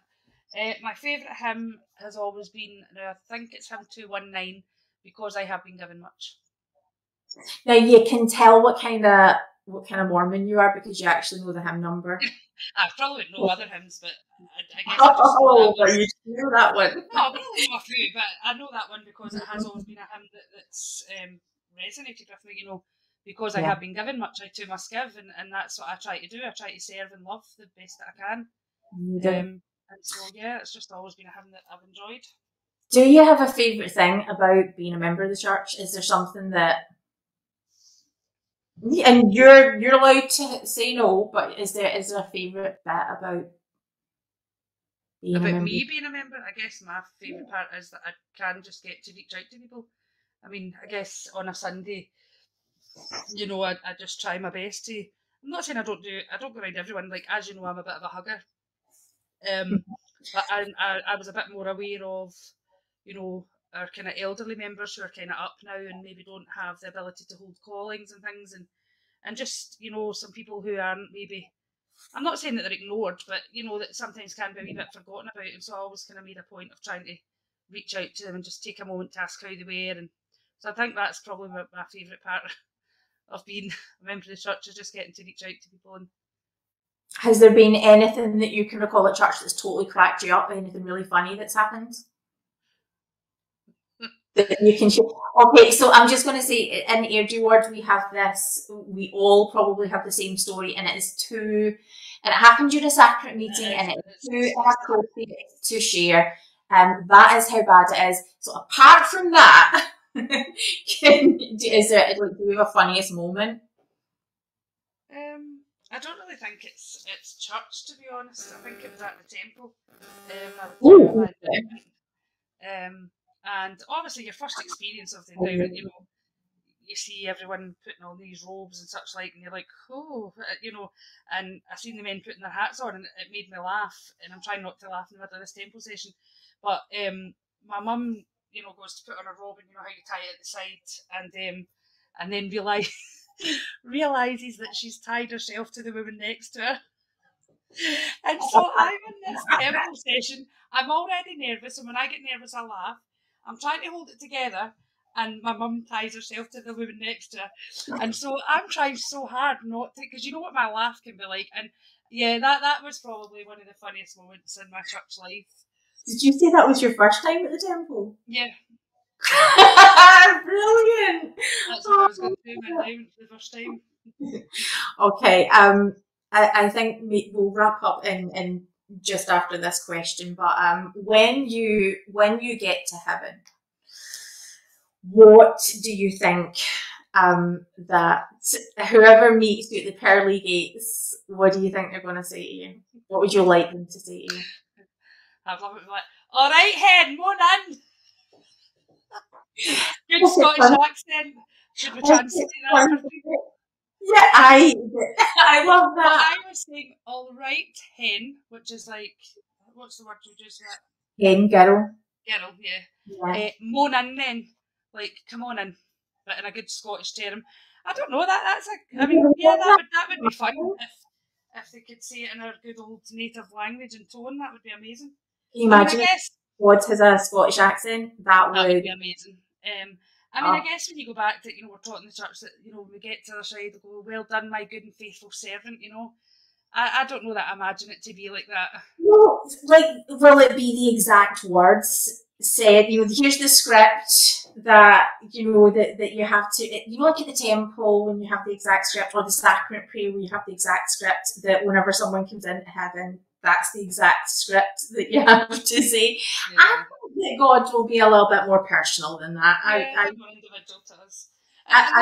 That's something, as I say, that I've came to realise is that we are individuals. We're not this robot. What am I trying to talk a different language? We're not this robot of, we can't all be the same in the church. Everyone's different, everyone's unique, everybody's got different challenges, and God knows that. If you believe in God, God knows that. He knows our difficulties. I don't believe anymore that, when I go that I'm going to be chastised and told, you didn't pray enough, you didn't read your scriptures enough, whereas for a lot of years I carried that guilt that I wasn't doing enough. I don't carry that guilt anymore to the same degree because I just view things a little differently to guess your classic LDS member of the church. Maybe I shouldn't say that. That's has been to see you coming to, opening the door to there's my friend in pieces, feeling guilty about everything, and to the point where you just couldn't go on, feeling like the worst mother in the world, the worst human being in the world. To see you go from there to here, which is someone who feels less guilt. I mean, it's still something that you're working on, but who feels less. There's probably still elements of it there. Yeah, on, but it's not taking over my life the way that it used to. Yeah, to see that kind of journey, and also maybe the price that you paid for that is, that you can speak if you are seeing something that you feel is unjust, then you're speaking about it. You get humanly, viscerally distressed when you hear of injustice or someone else's pain, and that is what you show up to church with. That's what you bring to church on a Sunday. And I love that. I love that about you. Your story, other people have said it, is inspirational. And I just, you really are a person of faith and one of the greatest members of the church I know, regardless of whether you've taken a step back, whether you decide this is not where you want to be, or whether you decide whether it is. I'm so proud to know you. Thank you. You're going to make me cry. Well, thank you, audience. Again, you can continue the discussion down in the comments. Please don't forget to like and subscribe, so that we can see all your feedback. We do appreciate that. What else? If you want to reach out and get in touch, you can message the page. You can message us directly. We are on Facebook. And apart from that,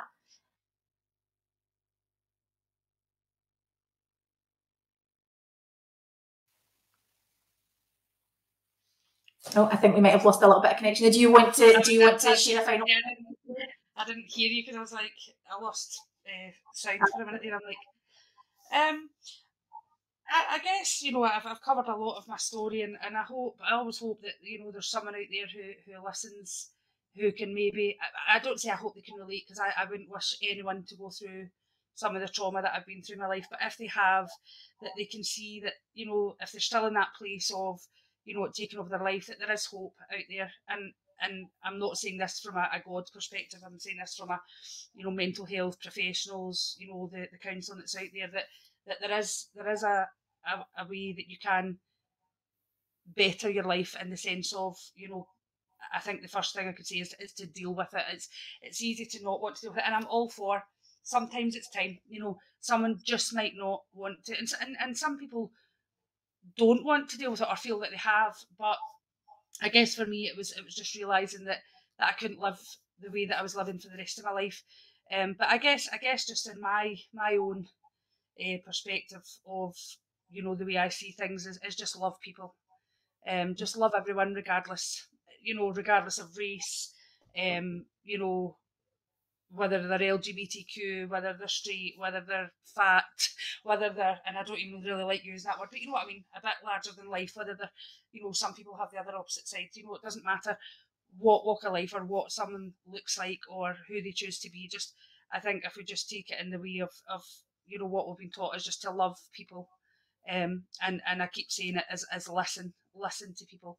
I mean, this is the first, I have shared my abuse story once before on a chat with my sister's lives that she did a while back, but this is the first that I've told my whole story with everything, leaving nothing out.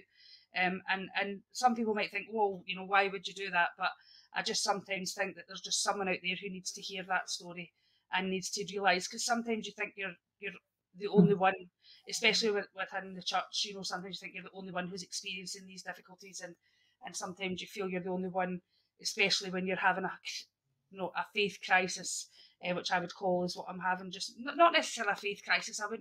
I guess that's the wrong term to use. But I just mean, like, in regards to my church standing and what I believe within the church. But yeah, just keep on going on the best you can, and just always know that you're doing your best. And that's all we can do. And it's something I'm still working on, but just try not and feel not good enough. Like, that's something that I've really been working on these last couple of years, is that I am good enough. I am doing enough. So just know that you're loved by many, and even to the people who maybe are not listening, who are listening, who I maybe don't know, I can say I have a love in my heart, because I just love people. I take people at face value, and just keep being you, and just doing all you can to what is the best of your ability. I love that. Thank you so much, Alana. We're going to end the stream here. Alana, bless your journey. Good night. Thank you. Good night.